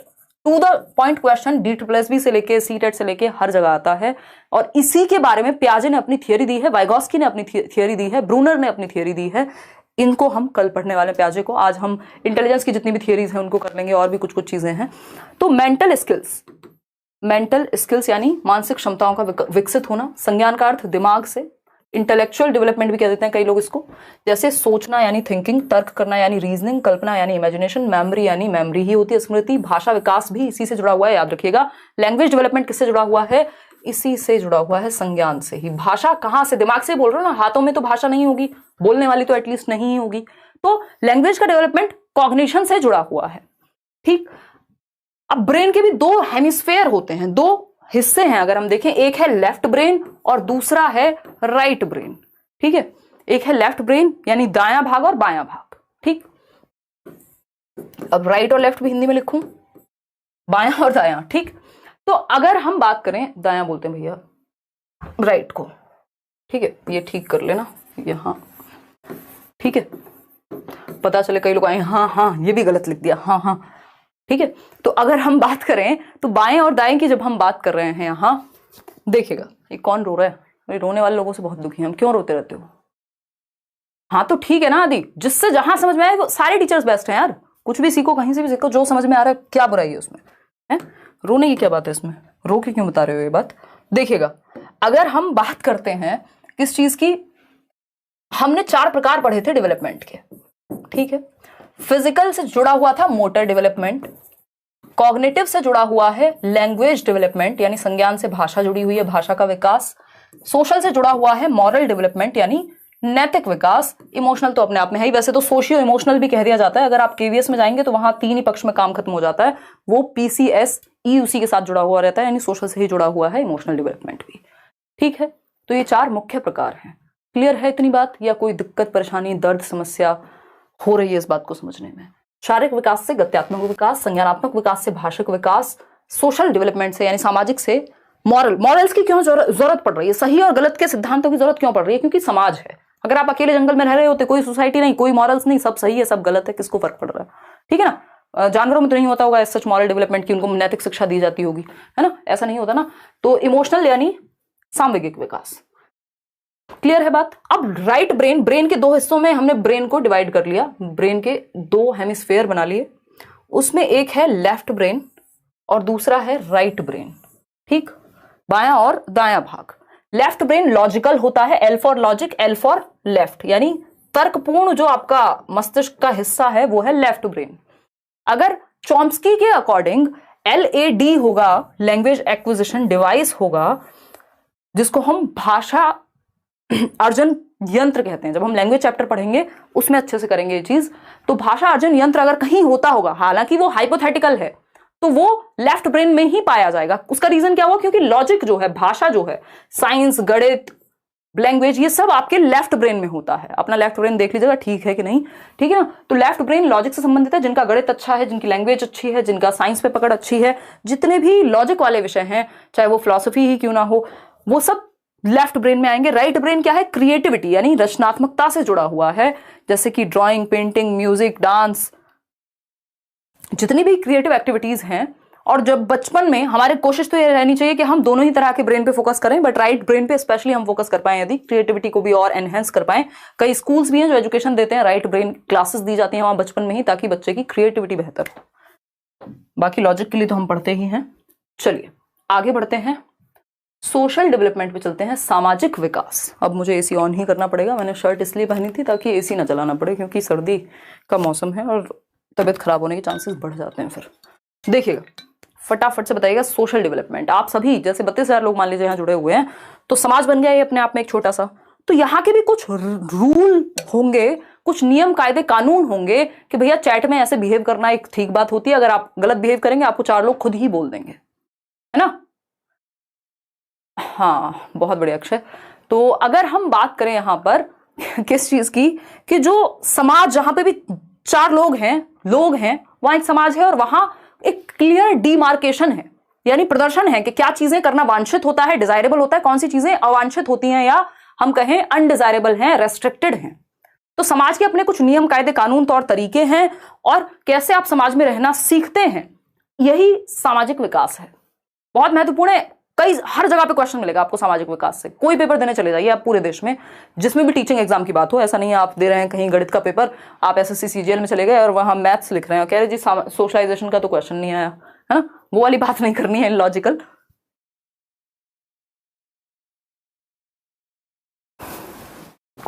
देखिएगा, अगर हम बात करें किस चीज की, सोशल डेवलपमेंट की, तो आप देख रहे हैं 4 बच्चे मिलकर खेल रहे हैं, 4 से ज्यादा ही हैं। यानी जब हम ग्रुप की बात कर रहे हैं, जब हम समाज की बात कर रहे हैं, जब हम घुलने मिलने की बात कर रहे हैं। मेरी मदर जो हैं वो मास्टर्स हैं सोशियोलॉजी में, उन्होंने मुझे इतनी बार ज्ञान दिया है। जब भी ऐसा होता है ना, बच्चे थोड़े से एडोलेसेंस में स्पेशली दुनिया से अलग सोचते हैं कि नहीं बेटा, है ना, मनुष्य क्या है, एक सामाजिक प्राणी है। अरस्तु ने ऐसा कहा है। तो एरिस्टोटल सेड कि man is a social being, है ना। तो ये क्या हुआ, ये सोसाइटी है कि भाई मनुष्य क्या वैक्यूम में नहीं रह सकता। अकेले रहने में बहुत सारे लोग घबराते हैं, कुछ ही लोग होंगे जिनको थोड़ा सा सॉलिटरी या सॉलिट्यूड पसंद होगा, ठीक। तो हम समाज में जब रहते हैं, सोशल डेवलपमेंट के कुछ फायदे भी हैं। एक तो थोड़ा डिसिप्लिन आ जाता है। आप अकेले घर में पड़े हैं, आप निक्कर और टी शर्ट में टाइकून है, क्या है वो वर्ड जो है, वो कौन सा गाना है, तो तूफान बन के रहते हैं अपने घर में, अकेले पड़े हुए हैं, घर में पूरा सामान जो है वो फैला हुआ है, खाना जहां खाया वहीं छोड़ दिया, जो भी किया पूरा फैल के रह रहे हैं आप। लेकिन वहीं अगर 2 लोग घर में आ रहे हो तो आप क्या करेंगे, तुरंत से तमीज में आ जाएंगे, है ना। कपड़े ठीक से पहन लेंगे, थोड़ा मुंह धो लेंगे, वो सामान साइड कर देंगे, ठीक है ना। तो इससे क्या होता है, डिसिप्लिन भी आता है। सोशल डेवलपमेंट से हमारी हैप्पीनेस भी इंक्रीज होती है। आप अकेले बैठे हैं, 4 दोस्तों में बकवास करके आइए, अच्छा लगने लग जाएगा आपको, है ना। गपबाजी कर लीजिए, कुछ नहीं है तो जिसको आजकल बिचिंग कहते हैं ना, ऐसे ही फालतू फालतू बुराइयां करके 4 जो कि बहन 4 बातें चल रही हैं एक ग्रुप में। अब मैं इसमें ये तो नहीं कहूंगी सिर्फ फीमेल्स में चलती हैं, बट आपने देखा होगा ऐसे गली मोहल्ले में आंटियां बैठी हुई हैं, और वो जनरली मेल्स भी करते ही होंगे, है ना। और फिर सारी दुनिया की बातें करके फिर कहो अंत में कि हमें क्या लेना, किसी का क्या चल रहा है, हमें क्या मतलब है।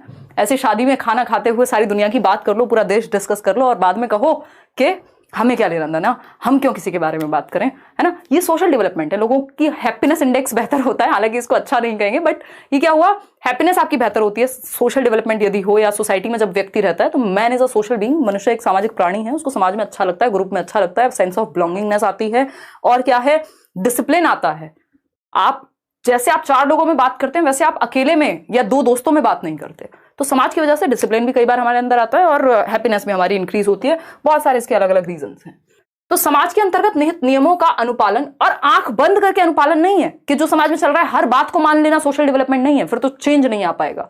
तो आप क्या अडेप्ट कर रहे हैं, इंस्टॉल कर रहे हैं कुछ वैल्यूज, समाज में रहने के जो तौर तरीके हैं वो एक्वायर कर रहे हैं, उसी को सोशल डेवलपमेंट एक प्रक्रिया है जिसके थ्रू आप social rules, norms, regulations, values को एक्वायर करते हैं कि किस समाज में कौन सी चीजें अपेक्षित है, ठीक है ना। चलिएगा, तो the process of learning, adapting and installing या internalising the values, norms and socially approved ways of behaviour is known as socialisation. Socialisation is a life long process starting from infancy to death. ये बात थोड़ा सा ध्यान में रखिएगा, अभी हम स्टेजेस ऑफ डेवलपमेंट पढ़ने वाले हैं, इसके बाद फिर समझेंगे.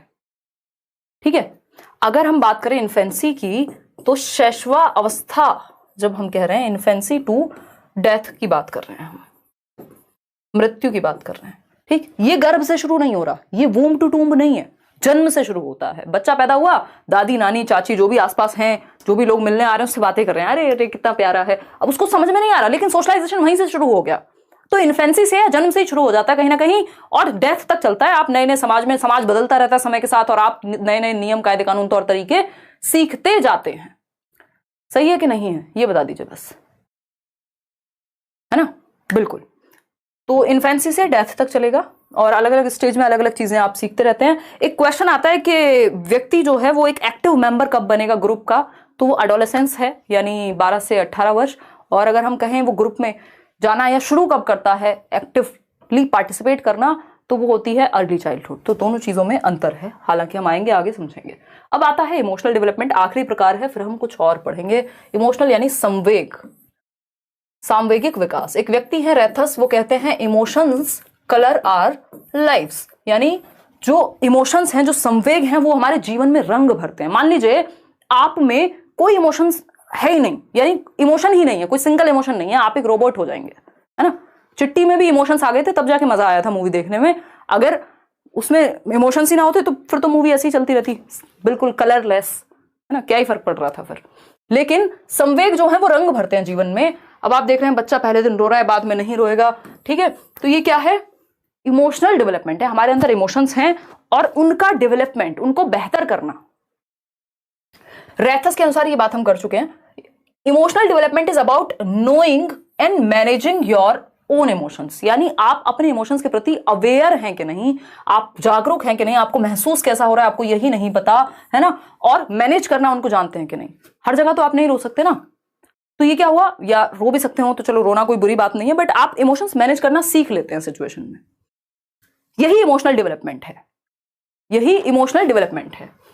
Emotions and cognition are interrelated, ये अपने आप में एक टॉपिक है, इसको भी पढ़ेंगे. एक नंबर में आता ही है, हमेशा आता है, संज्ञान और संवेग क्या है, इंटर रिलेटेड हैं. अगर एक लाइन में पढ़ना है तो उसको ऐसे याद रख लीजिएगा, अंतः संबंधित हैं, बाय डायरेक्शनल रिलेशनशिप होता है इनका, अंतः संबंधित हैं. अगर मैं बात करूं किसकी, संज्ञान और संवेग की, ठीक है, कॉग्निशन और इमोशन की यदि मैं बात करूं, तो ये इनका जो रिलेशनशिप है वो बाय डायरेक्शनल है. ये वर्ड ध्यान रखिएगा, पेडागोजी वर्ड्स का खेल है, बहुत घुमाता है ना. बाय डायरेक्शनल यानी द्विदिशीय, यानी एक दूसरे को प्रभावित करते हैं. यूनी डायरेक्शनल नहीं है, याद रखिएगा. यूनी का मतलब होता है सिंपल, सॉरी सिंगल, सिंगल नहीं है कि प्रभावित ही नहीं करते, अलग अलग डायरेक्शन में जाते हैं. बाय मतलब एक दूसरे को प्रभावित करते हैं.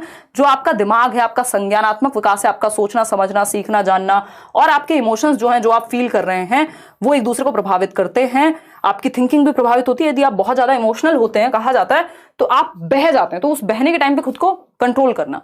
तो कॉग्निशन इमोशन एक दूसरे को प्रभावित करते हैं, ये बात हमें पता होनी चाहिए. अच्छा, वॉटसन कहते हैं, पेपर में क्वेश्चन पहले पूछा जा चुका है, घुमा फिरा के कहीं से पूछ ले तो आपको पता होना चाहिए. वॉटसन एक व्यक्ति हैं, वैसे तो व्यवहारवाद में आते हैं, बट सीटेट में व्यवहारवाद पढ़ने नहीं बैठना आपको, है ना. तो वॉटसन कहते हैं कि 3 इमोशंस जन्म से हैं हमारे अंदर, फॉल, FAL, ठीक, फियर, एंगर और लव, यानी भय जन्म से है. आप बच्चे को बहुत तेज उछालिए, पहले डरना महसूस करेगा. एंगर यानी क्रोध, वो भी जन्म से है, एंगर. लव, प्रेम, 2.5 आखर प्रेम का. पढ़ के पंडित आपको नहीं होना है, क्योंकि आपको 30 नंबर लाने हैं CDP में. इस टाइम पे थोड़ा सा साइड रख सकते हैं, ठीक है. तो अगर हम बात करें फियर, एंगर और लव, ये क्या है, ये 3 इमोशंस हैं जो बाय बर्थ हैं व्यक्ति में, ऐसा वॉटसन कह रहे हैं. 14 इंस्टिंक्ट और इमोशंस की थियरी दी है विलियम मैकडूगल ने. वो कहते हैं 14 इंस्टिंक्ट होते हैं जिनसे 14 इमोशंस जनरेट होते हैं. उसको आप छोड़ भी सकते हैं, सीटेट के लेवल का काम नहीं है, बट फिर भी आपकी इच्छा हो तो आप जान सकते हैं ऐसे. तो ये फियर, एंगर, लव जन्म से होते हैं. कई बार क्या देगा आपको, 4 ऑप्शन दे देगा. अच्छा, एक और बात ध्यान में रखिएगा, इसमें लव क्या है, एक पॉजिटिव इमोशन है. इस बार बहुत क्वेश्चन आया हुआ है कि कौन सा इमोशन है जो आपको सीखने में मदद करेगा. तो लव एक इमोशन हो सकता है, ड्राइविंग फोर्स है बहुत बड़ा, है ना. लोग IAS वाईएस बन जाते हैं प्यार व्यार के चक्कर में, ठीक. हालांकि एंगर में ही बनते हैं बहुत सारे लोग. तो लव और क्या हो सकता है, प्राइड। प्राइड नेगेटिव वाला नहीं, घमंड वाला प्राइड नहीं, गर्व, जब आप अच्छा महसूस कर रहे हैं, एक्साइटेड हैं अगर आप किसी चीज को लेकर के।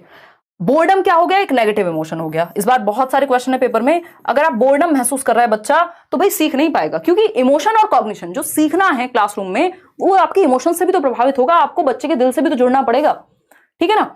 तो लव, प्राइड या और इस तरह के पॉजिटिव इमोशंस जो आपको बिलोंगिंगनेस, सेंस ऑफ बिलोंगिंगनेस हो सकता है, ये पॉजिटिव हैं। जो चीजें नेगेटिव इमोशंस हैं, एंगर, फियर, ये अपने आप में बहुत पॉजिटिव माने नहीं जाते, जरूरी होते हैं सभी तरह के इमोशंस, बट इनको हम पॉजिटिव नहीं मानेंगे, ठीक है। आगे बढ़ते हैं इसी बात पे। चीजें तो इतनी है कि अगर डिस्कस किया जाए तो यही क्लास 8 घंटे की बन जाए, बट देखिएगा आगे बढ़ते हैं। ग्रोथ एंड डेवलपमेंट, वृद्धि एवं विकास का एक बार ये अंतर देख लीजिए, फिर हम चुपचाप से स्टेजेस पे आ जाएंगे। स्टेजेस से कई क्वेश्चन आते हैं पेपर में, ठीक है, मिनिमम 2। देखिएगा कौन है ये देखो, कुछ लोगों को ब्लॉक करने की इच्छा हो रही है मेरी, ऐसी फालतू फालतू बातें मत करो, हैं, मॉडलिंग कर लें हम यहाँ पे, पढ़ने में फोकस नहीं है। ये कौन फांसी फांसी चिल्ला रहा है, कैसी बातें करते हो यार, पढ़ लिया करो। इतनी मेहनत से आपको आइडिया भी नहीं है कि कितनी मेहनत लगती है। कुछ ही लोग शायद इस बात को समझ पाएंगे, काफी मेहनत लगती है ना। कोई भी टीचर जो भी कोशिश कर रहा है ना आपके साथ जुड़ने की, या कोई भी पढ़ाने आ रहा है, अगर सच में टीचर है तो वो मेहनत करता है बहुत। जितना आप पढ़ रहे होंगे शायद उससे ज्यादा मेहनत साथ में या उसके बराबर तो एटलीस्ट करनी ही पड़ रही होगी। तो ये जरूरी है कि उस चीज को रिस्पेक्ट करके हम फोकस करें, ठीक है। चलिए आते हैं, ये हंसी मजाक की बातें इसलिए होती है कि आप पढ़ते भी रहें साथ साथ और थोड़ा सा मूड भी फ्रेश रहे, इसलिए नहीं होती कि सिर्फ हंसी मजाक पे अटक जाएं। ग्रोथ और वृद्धि, जिसको हम कह रहे हैं, व्यापक होता है डेवलपमेंट, लेकिन डेवलपमेंट को हम विकास कहेंगे, ठीक है, विकास कहेंगे। तो ग्रोथ के अंदर डेवलपमेंट के अंदर ही ग्रोथ है, तो जो भी कुछ ग्रोथ में है या मैच्योरिटी भी किसके अंदर आएगी, डेवलपमेंट के अंदर ही आएगी। तो दोनों इससे जुड़े हुए हैं। तो व्यापक है, ब्रॉड डोमेन है, इसमें सब कुछ आ जाएगा, 4 प्रकार हैं। वहीं ये नैरो है, संकुचित है, इसमें सिर्फ शारीरिक पक्ष आते हैं, शरीर की लंबाई चौड़ाई, ये सारी चीजें। मात्रात्मक या परिमाणात्मक परिवर्तन, यानी कि क्वांटिटेटिव चेंजेस सेकंड पॉइंट है। और यहां पे क्या आएंगे, परिमाणात्मक के साथ साथ गुणात्मक भी आएंगे, यानी क्वालिटेटिव एंड क्वांटिटेटिव बोथ। वृद्धि सामान्यतः शारीरिक परिवर्तन यानी फिजिकल चेंजेस से जुड़ी हुई है, जबकि जो डेवलपमेंट है वो फिजिकल, कॉग्निटिव, सोशल, इमोशनल, यानी आपके मेंटल, सोशल, इमोशंस, कॉग्निशन, इन सब से जुड़ी हुई है। 4 प्रकार हैं विकास के। वृद्धि का मापन सही से किया जा सकता है, यानी हम ठीक से मेजर कर सकते हैं, क्योंकि ये संकुचित है, नैरो है। लेकिन डेवलपमेंट का असेसमेंट होता है बहुत केसेस में, आप एग्जैक्टली नहीं माप सकते कि सामने वाले में विकास हुआ है, यानी समझ बेहतर हुई है, इमोशनली अच्छा हुआ है, तो कितने % हुआ है, तो आप आकलन करते हैं उसका। संरचनात्मक यानी स्ट्रक्चरल चेंजेस आते हैं वृद्धि में, जबकि फंक्शनल चेंजेस आते हैं विकास में। क्लियर है बात या नहीं है, फटाफट से बता दीजिए, ठीक। चलिए आगे बढ़ते हैं, ठीक। देखिएगा स्टेजेस ऑफ डेवलपमेंट, कोशिश कीजिए लाइव ही अटेंड करें सेशन। बाद में कई लोगों की मजबूरी होती है क्योंकि उनको जल्दी सोना होता है या चीजें, बट लाइव क्लास में एक एनर्जी बनी रहती है। विकास के चरण पे आते हैं। विकास के चरण अगर आप देखेंगे तो इसमें 4 ही चरण हैं जो आपके काम के हैं। इन्फेंसी यानी शैशवावस्था, जन्म से 2 वर्ष। अर्ली चाइल्डहुड, पूर्व बाल्यावस्था, 2 से 6 वर्ष। लेटर चाइल्डहुड, उत्तर बाल्यावस्था, 6 से 12 वर्ष। एडोलेसेंस यानी किशोरावस्था, 12 से 18 वर्ष। हर पेपर में क्वेश्चन इससे आते हैं, स्पेशली जो लोग पेपर 2 दे रहे हैं वो 12 से 18 वर्ष पे ज्यादा फोकस भी करें। कम से कम भी एक क्वेश्चन तो सिर्फ डायरेक्ट इसी से आ जाएगा कि अर्ली चाइल्डहुड का टाइम पीरियड क्या है, आप कहेंगे 2 से 6, ठीक है। लेटर चाइल्डहुड का क्या है, आप कहेंगे 6 से 12। अच्छा, इसमें एक मध्यस्थ भी निकाल देते हैं, मिडिल चाइल्डहुड, तो उस केस में आपको ध्यान रखना है या तो 6 से 11 या 6 से 8, बीच की कोई स्थिति निकाल लेनी है। इन दोनों के कोई फिक्स नहीं होता, उसमें बहुत सारे लोगों ने मिडिल चाइल्डहुड को अलग अलग तरीके से कहा हुआ है, बट अगर पूछे तो अर्ली चाइल्डहुड 2 से 6, इन्फेंसी जन्म से 2, लेटर चाइल्डहुड 6 से 12 और एडोलेसेंस 12 से 18। इन सबको एक एक करके समझेंगे। एडोलेसेंस को अगर WHO की माने, वर्ल्ड हेल्थ ऑर्गेनाइजेशन की माने, तो 10 से 19 वर्ष तक की जो आयु है वो किशोरावस्था के अंतर्गत आती है। एक और चीज, इन्फेंसी से पहले भी एक स्टेज होती है जिसको प्रेगनेंसी पीरियड या कॉन्सेप्शन पीरियड आप कह सकते हैं, कि बच्चा गर्भ में होगा। प्री नेटल पीरियड यानी प्रसव पूर्ण अवस्था कहते हैं, सीटेट में बहुत ज्यादा नहीं आता इससे। इस अवस्था में बच्चा गर्भ में यानी माँ के पेट में ही होता है, और गर्भाधान का जो समय है वो 9 महीने है, जन्म से 9 महीने 10 दिन का समय लगभग होता है, 280 दिन या 38 से 40 सप्ताह। जन्म के समय जो नॉर्मल भार है वो 2.5 से 3 किलो होता है, बट ये सब आपके काम का नहीं है। और 25% यानी 1/4 बच्चे के मस्तिष्क का जो है वो साइज होता है जन्म के समय बॉडी के। अब आते हैं सबसे पहले इन्फेंसी को पढ़ेंगे, यहां से क्वेश्चंस आपको देखने को मिलते हैं। इन्फेंसी क्या कहता है? जन्म से 2 वर्ष है, एक तो इसका जो काल है ये 0 to 2 years, 0 days में नहीं है बट ईयर्स के टाइम में ये 0 ही रहेगा, क्योंकि जब तक 365 दिन नहीं होंगे हम इसको 0 ही कहेंगे। ज्ञानेंद्रिया यानी सेंसेस जो हैं, या तो बर्थ टू 2 years लिख लीजिएगा या 0 to 2 years। बच्चा अपने सेंसेस से सीखता है, जो भी उसकी आंखों से दिख रहा है, जो भी आपके हाथों से वो टच करेगा, जो भी जैसे भी आसपास की चीजें हैं उनको टच और फील करके वो सीखता है, अपने सेंसेस से दुनिया की समझ बनाता है। कोई चीज गर्म है तो हाथ हटा लेगा पीछे, ये हम प्याजे में भी पढ़ने वाले हैं। मोटर एक्शंस, गतिक क्रियाएं करके, ये प्याजे ने भी कहा है। सेंसिटिव पीरियड है, खतरा थोड़ा सा रहता है, हजार्डस कह सकते हैं, सेंसिटिव से भी ज्यादा आप हजार्डस पीरियड कह सकते हो, क्योंकि जो सबसे ज्यादा डेथ्स होती हैं वो इसी स्टेज में होती हैं, लगभग 1 महीने तक जन्म के बाद, क्योंकि बच्चा गिर गया, कोई बीमारी हो गई, कुछ भी खतरनाक है अपने आप में। फिजिकल डेवलपमेंट और मेंटल डेवलपमेंट भी फास्ट होता है, यानी सभी प्रकार का विकास इन्फेंसी में तेज ही होता है।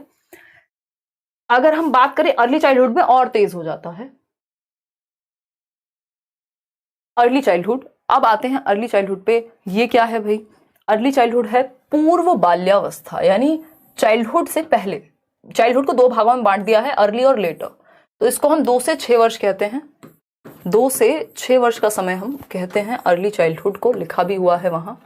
टॉय एज कहते हैं 3 से 6, ये पेपर में आया हुआ है। इसको टॉय एज को अगर आप अलग अलग लोगों की भाषा में पढ़ेंगे तो इसकी एज अलग अलग मिलेगी। कई लोग कहेंगे कि टॉय एज जन्म से 5 वर्ष होती है, कई जगह पे आपको जन्म से 2 वर्ष मिल जाएगा, और कई जगह पे आपको 2 से 6 या 3 से 6 मिल जाएगा। बट अगर आपको 1 नंबर लेना, ज्यादातर एग्जाम्स में अगर आप प्रीवियस रिकॉर्ड देखेंगे, रीट वगैरह में भी ये पूछा जा चुका है, तो 2 से 6 वर्ष या 3 से 6 वर्ष के समय को टॉय एज कहते हैं, यानी अर्ली चाइल्डहुड को टॉय एज कहते हैं। ये आपको थोड़ा सा यहाँ ध्यान में रखना है, क्योंकि अगर आप बात सीडीपी की करेंगे तो इसमें आप कुछ भी कह सकते हैं, ठीक है ना।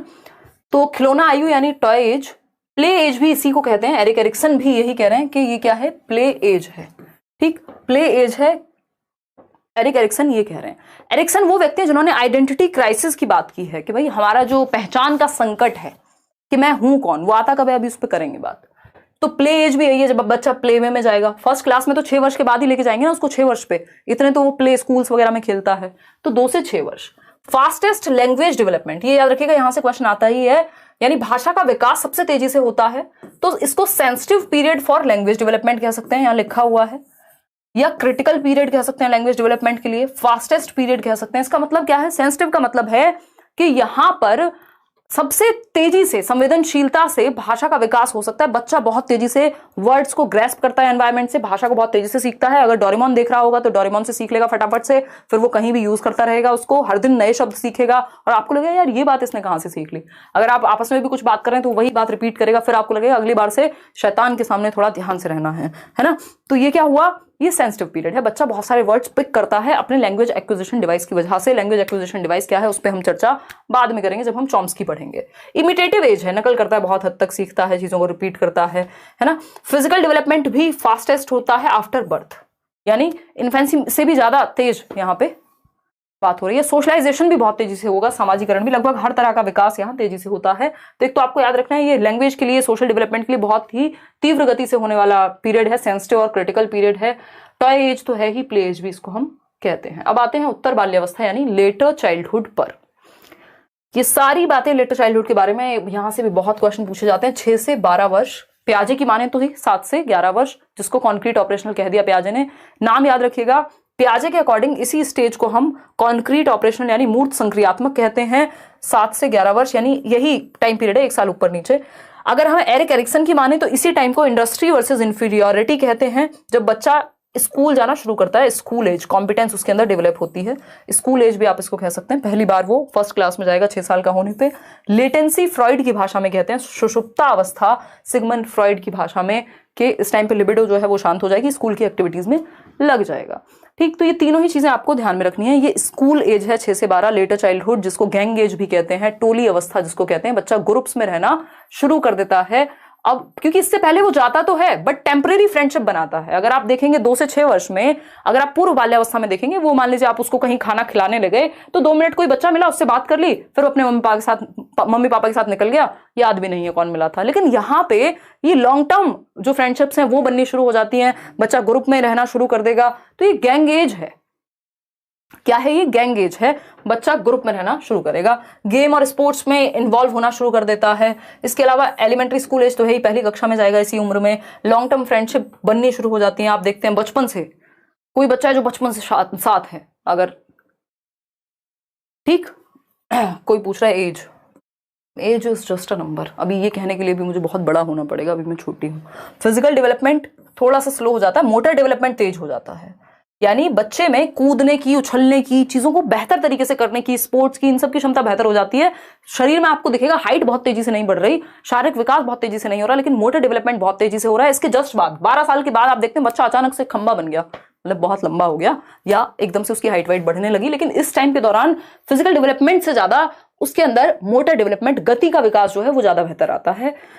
सूडो मेच्योरिटी का काल है, मिथ्या परिपक्वता, यानी उसको लगता है, फेक मेच्योरिटी, उसको लगता है कि वो मेच्योर हो गया, बट हुआ नहीं, होता वो बच्चा ही है। ठीक है जी, क्लियर है।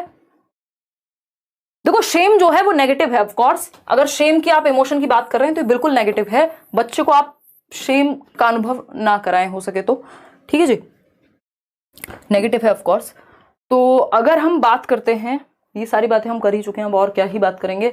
तो ये सब बातें हैं, ये नोट्स फ्री हैं, किसी को पैसे मत दे देना इन नोट्स के लिए, मैंने टेलीग्राम पर डाले हुए हैं। और अब आते हैं एडोलेसेंस पे। एडोलेसेंस क्या कहता है समझते हैं। एडोलेसेंस क्या कहता है ये समझने का प्रयास करते हैं। 10:30 बज गए, कई लोग तो नींद में बौरा गए होंगे अब तक।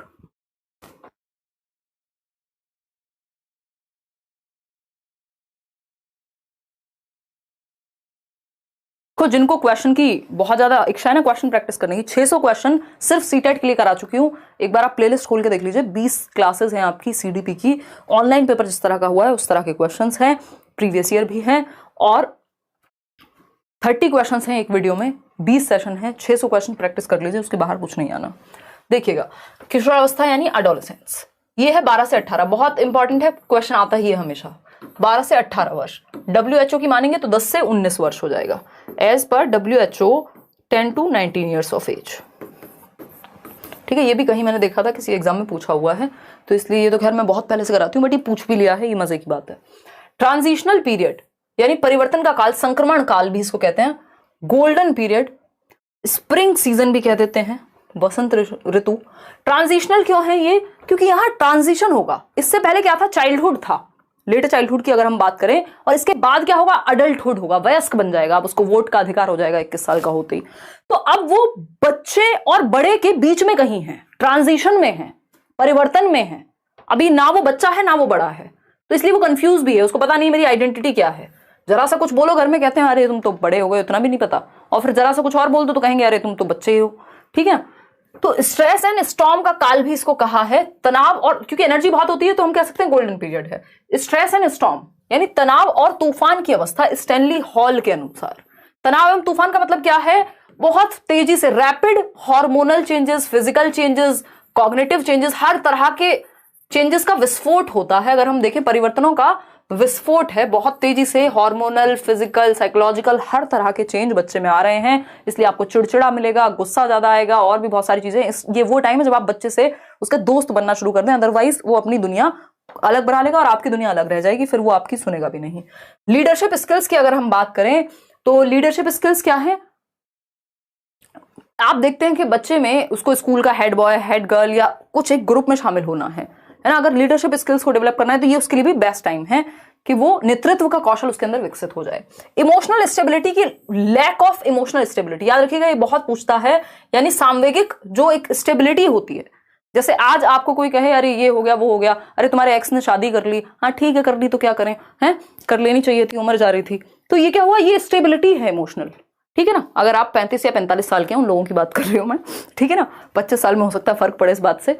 लेकिन यहां पे क्या है, अगर आप 12 से 18 वर्ष के होते, 12 से 18 वर्ष के अगर आप हैं, तो मक्खी भी अगर इधर से उधर जाए तो आपके इमोशंस को वो डिस्टर्ब कर जाती है। ठीक है ना, तो आपके इमोशंस को वो कर जाती है डिस्टर्ब। तो ये वो वाला टाइम है जब इमोशनली स्टेबल नहीं है बच्चा, 2 मिनट में गुस्सा आ जाएगा, 2 मिनट में खुश हो जाएगा, 2 मिनट में कुछ और हो जाएगा, तो वो क्या है? इमोशनली इनस्टेबल है, अस्थाई है उसके संवेग जो है। ठीक है ना।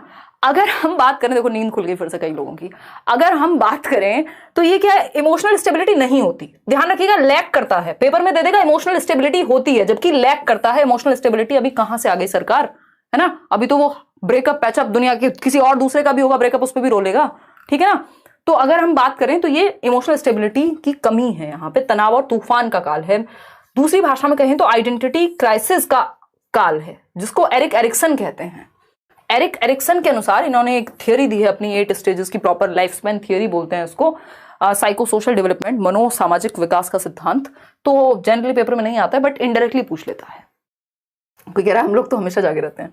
तो पहचान का संकट, आइडेंटिटी क्राइसिस, यानी बच्चा ये ढूंढ रहा है कि मैं हूं कौन, हु एम आई, आखिर मैं हूं क्या और दुनिया में मैं करने क्या वाला हूं, मैं क्या करियर चूज करूंगा, कौन सा पार्टनर चूज करूंगा, मुझे कैसे जीवन बिताना है, मैं हूं कौन। ये सारी कहानी आइडेंटिटी का क्राइसिस है कि जो मेरे पिताजी ने मुझे सरनेम दिया है, मैं वो हूं या मैं कुछ और हूं।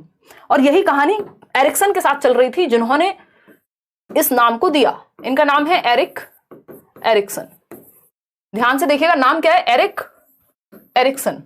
मतलब ये खुद आइडेंटिटी क्राइसिस में थे एक तरह से, और इनको बाद में समझ आया कि यानी एरिक किसका बेटा हुआ, एरिक का ही सन है। तो नाम जो है इन्होंने खुद को ही दिया, ये सरनेम एरिक एरिक्सन, यानी एरिक का ही बेटा है एरिक, है ना। इंटरेस्टिंग है ना। देखो, तो एरिक एरिक्सन की जब हम बात कर रहे हैं तो इन्होंने ये आइडेंटिटी क्राइसिस का कॉन्सेप्ट दिया। बहुत प्यारी थियरी है इनकी, मैंने यूट्यूब पे कराई हुई है, कभी समय मिले तो देखिएगा, बट वो पुराना होगा, आज की डेट में तो हम बहुत बातें करके समझते हैं चीजों को। आइडेंटिटी क्राइसिस, या बैच में आ रहे हैं तो वहां समझ लेंगे, ठीक है ना। अगर हम बात करते हैं आइडेंटिटी क्राइसिस यानी पहचान का संकट, आखिर मैं हूं क्या, मैं करियर क्या चूज करूंगा, मुझे कैसे जीवन जीना है ना। वोकेशनल एंजाइटी नाम की एक चीज होती है, वो होती है यहां पर वोकेशनल एंजाइटी, यानी व्यवसायिक दुश्चिंता कि मुझे करना क्या है लाइफ में। करियर काउंसलिंग लेने जा रहे हैं बच्चे, है ना, दुनिया भर की चीजें, कौन सी स्ट्रीम लूं, इसमें ही पहले तो कंफ्यूज रहता है, भैया साइंस लूं, ह्यूमैनिटीज लूं, कॉमर्स लूं, क्या करूं आखिर जीवन में, किस तरफ जाऊं। किसी ने कहा वो बन जाओ, फलाने हमारे रिश्तेदार हैं, बहुत खुश रहते हैं, बहुत पैसा है उनके पास, अंदर से चाहे रोते रहते हो। बच्चे ने कहा हाँ ठीक है ये बन जाता हूं, फिर वो कंफ्यूज हो जाएगा। तो identity crisis versus role confusion, अगर आइडेंटिटी फॉर्म हो गई तो अच्छा है, नहीं तो रोल कंफ्यूजन में रहेगा। फिर आप देखते हैं बहुत सारे लोग बहुत सारे करियर चेंज करते रहते हैं। तो वोकेशनल एंजाइटी का टाइम पीरियड है ये, ठीक है। बात आगे बढ़ेंगे। हमारे पूरा गांव 8 बजे ही सो जाता है, मैं ही जिंदा हूं, आदित्य कह रहे हैं। यार मैं समझ सकती हूँ, कोशिश करेंगे थोड़ा सा 7 बजे करीब रख लें मैराथन, है ना। 6 बजे तो पॉसिबल नहीं है, मैंने आज भी सोचा था, बट वो पॉसिबल नहीं हो पाता। तो हो सकता है कि कल 7 बजे मैराथन में लगा दूं और 9 बजे तक फ्री हो जाऊं, क्योंकि मेरा भी एक जीवन है जो बचा नहीं है, जिसमें मैं घूम सकूं, कहीं कुछ खा सकूं, कोई वीकेंड नाम की चीज हो जिसमें, है ना। देखना पड़ेगा। गुरमीत कौन से सब्जेक्ट की बात कर रहे हो भाई। देखिए तो समझते हैं फटाफट से। ब्रिज पीरियड यानी इसको पुल समय अवधि कह सकते हैं आप, ब्रिज कह सकते हैं, इसको अभी समझेंगे, मैं आपको एक पिक्चर के थ्रू समझा दूंगी। एडोलेसेंट ईगो सेंट्रिज्म होता है, उसको लगता है सब मुझे देख रहे हैं, मेरा हेयर स्टाइल कैसे बना हुआ। आजकल मेरा भाई है वो नया एडोलेसेंस में आया किशोरावस्था में, तो मम्मी कह रही थी पूरे दिन शीशे के सामने खड़ा रहता है। तो मैंने कहा अब इस एज में नहीं खड़ा होगा तो कब खड़ा होगा। और मेरे को कह रहा है कि मम्मी देखो मेरे को ऐसे ऐसे बोलती हैं, ये कहती हैं। तो मैंने कहा भाई कम बाल बना लिया करो। और मम्मी में परिवर्तन थोड़ा मुश्किल नहीं हो गया इस उम्र में। तो हालांकि इतना भी कुछ नहीं है, बट वो हंसी मजाक की बातें हैं। तो ये क्या है, उसको लग रहा है सब मुझे देख रहे हैं। वो बाल एक बार में भी बन चुके थे, बट उसको लग रहा है सबका ध्यान मेरे ऊपर है। कपड़े पहन के जाने तो कौन से पहन के जाने हैं, आज मुझे शादी में जाना है अपनी वॉच दे दो। जैसे पूरी दुनिया उसी के ऊपर ध्यान लगा करके रखी हुई है। कोई 2 लोग शादी में बात कर रहे हो तो बच्चे को लगेगा, बच्चा नहीं है एडोलेसेंस में है, किशोरावस्था वाले व्यक्ति को लगेगा कि मेरे ही बारे में बात हो रही है, मेरी ही चीजों को देख करके जल रहे हैं, मेरी ही चीजों को देख करके खुश हो रहे हैं, वॉट एवर इट इज, ठीक है ना। तो ये हुआ एडोलेसेंट ईगोसेंट्रिज्म, यानी किशोरावस्था अहम केंद्रित था। स्प्रिंग सीजन, बसंत ऋतु तो है ही भाई, इतने सारी एनर्जी होती है इस टाइम में आपके पास जिसकी हद नहीं है, ठीक। तो ये वाला समय या तो व्यक्ति को बनाएगा या बिगाड़ देगा। चलिए आगे बढ़ते हैं। ट्रांजिशनल पीरियड क्यों है, ये ब्रिज पीरियड क्यों है, इसको समझते हैं, क्योंकि इससे क्वेश्चन पूछे जाते हैं लगातार। अगर हम देखें तो एडोलेसेंस यानी किशोरावस्था, 12 से 18 वर्ष का काल, 10 से 19 WHO के अनुसार किशोरावस्था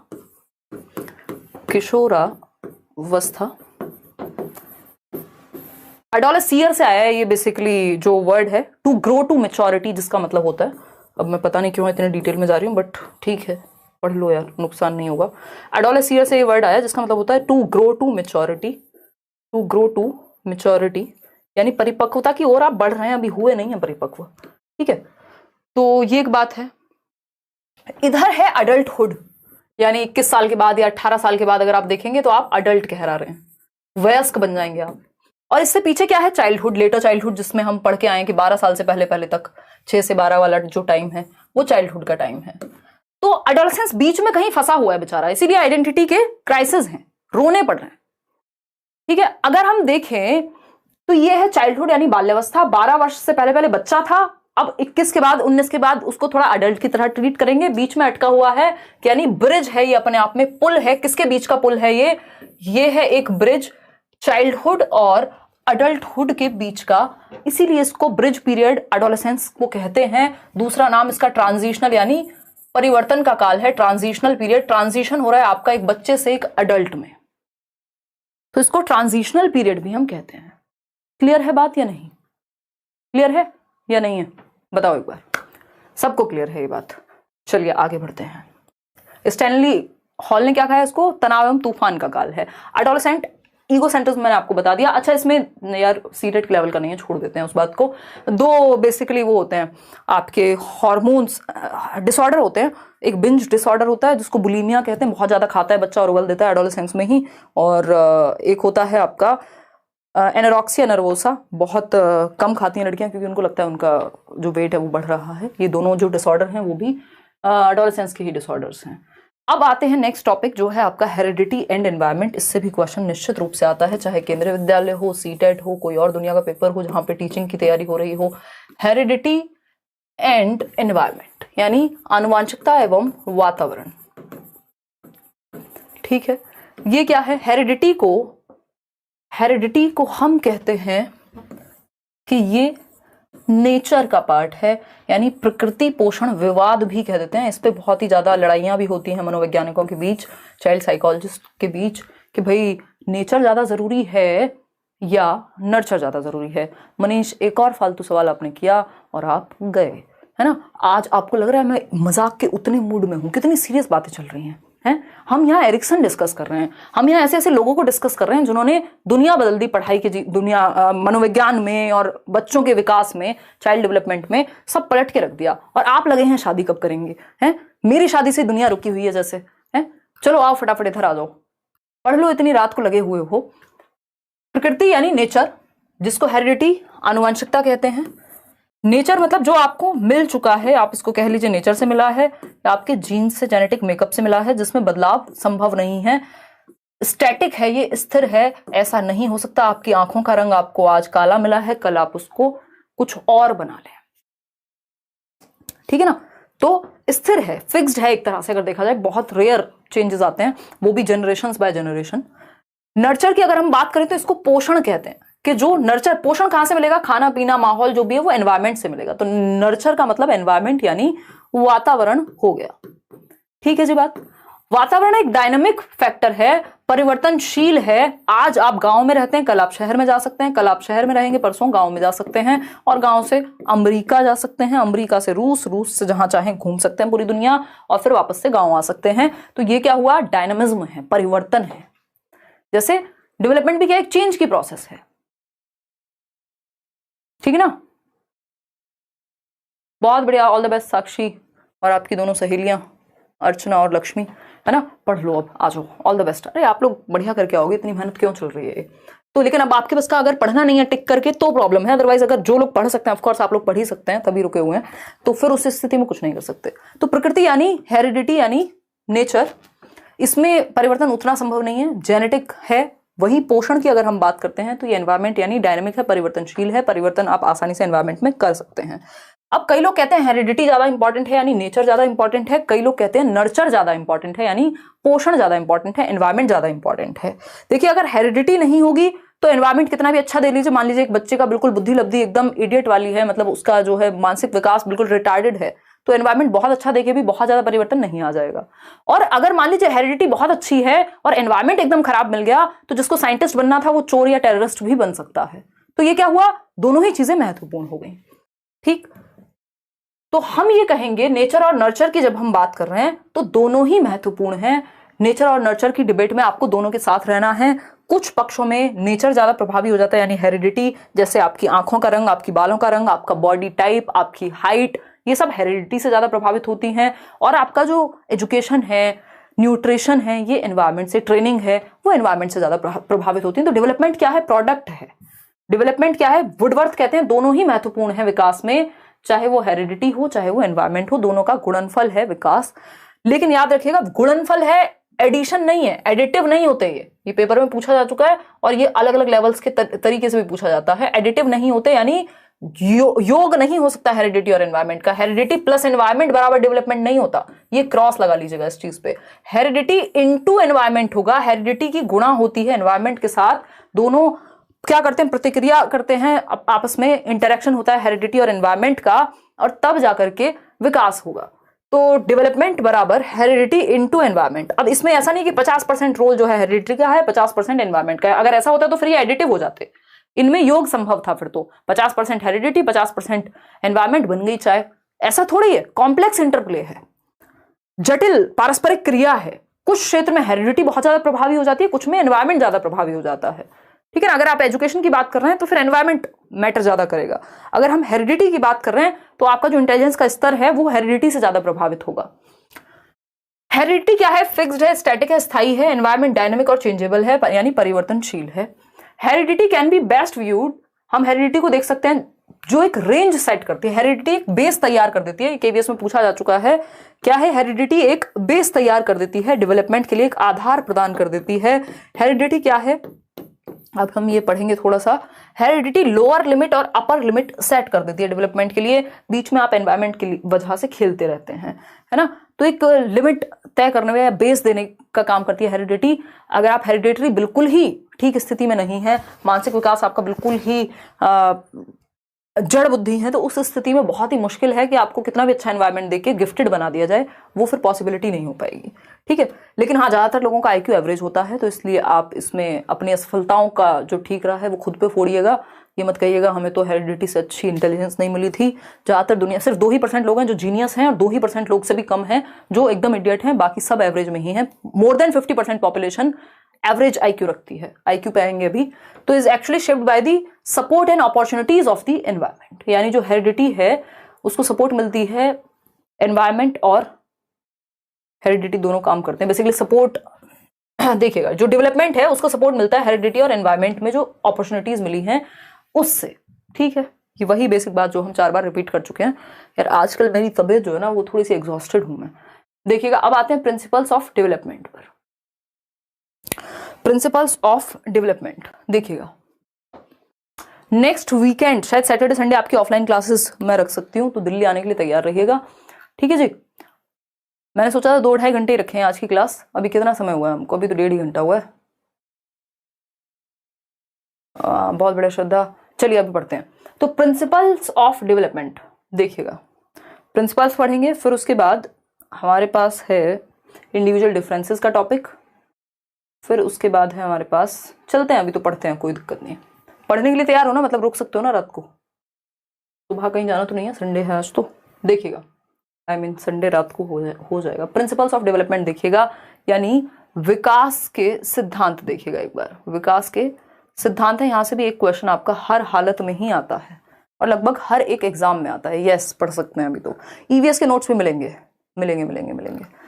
कल 7 बजे रख सकते हैं या तो सेशन, या फिर एक दिन रुक करके हर दिन मैराथन रख सकते हैं। चलो देख लेंगे वो, आप एक बार वीडियो चेक कर लेना, हो सकता है कल 7 बजे आपका एक मैराथन सेशन आपको मिल जाए।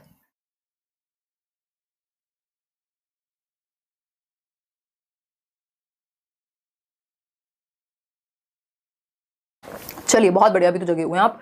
प्रिंसिपल्स ऑफ डेवलपमेंट यानी विकास का सिद्धांत। प्रिंसिपल्स ऑफ डेवलपमेंट, विकास के सिद्धांत, यानी विकास क्या है? एक यूनिवर्सल या ब्रॉड प्रक्रिया है, एक बहुत बड़ी प्रक्रिया है। तो इसको समझने के लिए कुछ सिद्धांत बनाए गए कि इसको बेहतर तरीके से समझें, इसलिए कुछ रूल्स बना लो। जैसे ह्यूमन नेचर क्या है, बड़ा कॉम्प्लेक्स सा है, तो समाज में क्या किया यार, तमीज से रहने के लिए कुछ रूल्स बना लो। तो रूल्स क्या हमें हेल्प कर देते हैं, ज्यादा भसड़ नहीं होती दिमाग में, हमें पता होता है ये फॉलो करना है, अगर ज्यादा दिमाग नहीं लगाना तो ये फॉलो कर लो, चुपचाप से बात खत्म। ठीक, तो इसी तरह से विकास के भी कुछ सिद्धांत बनाए गए कि इन सिद्धांतों पे विकास काम करता है, क्योंकि विकास एक ब्रॉड प्रक्रिया है, बहुत ही बड़ी प्रक्रिया है, तो इसको बेहतर तरीके से समझने के लिए कुछ सिद्धांत डेवलप किए गए। सबसे पहली बात कि डेवलपमेंट क्या है, यूनिवर्सल है। यहां लिख लीजिएगा, development is universal. Development is universal. Universal यानी विकास एक सार्वभौमिक प्रक्रिया है। विकास एक सार्वभौमिक प्रक्रिया है। सार्वभौमिक प्रक्रिया है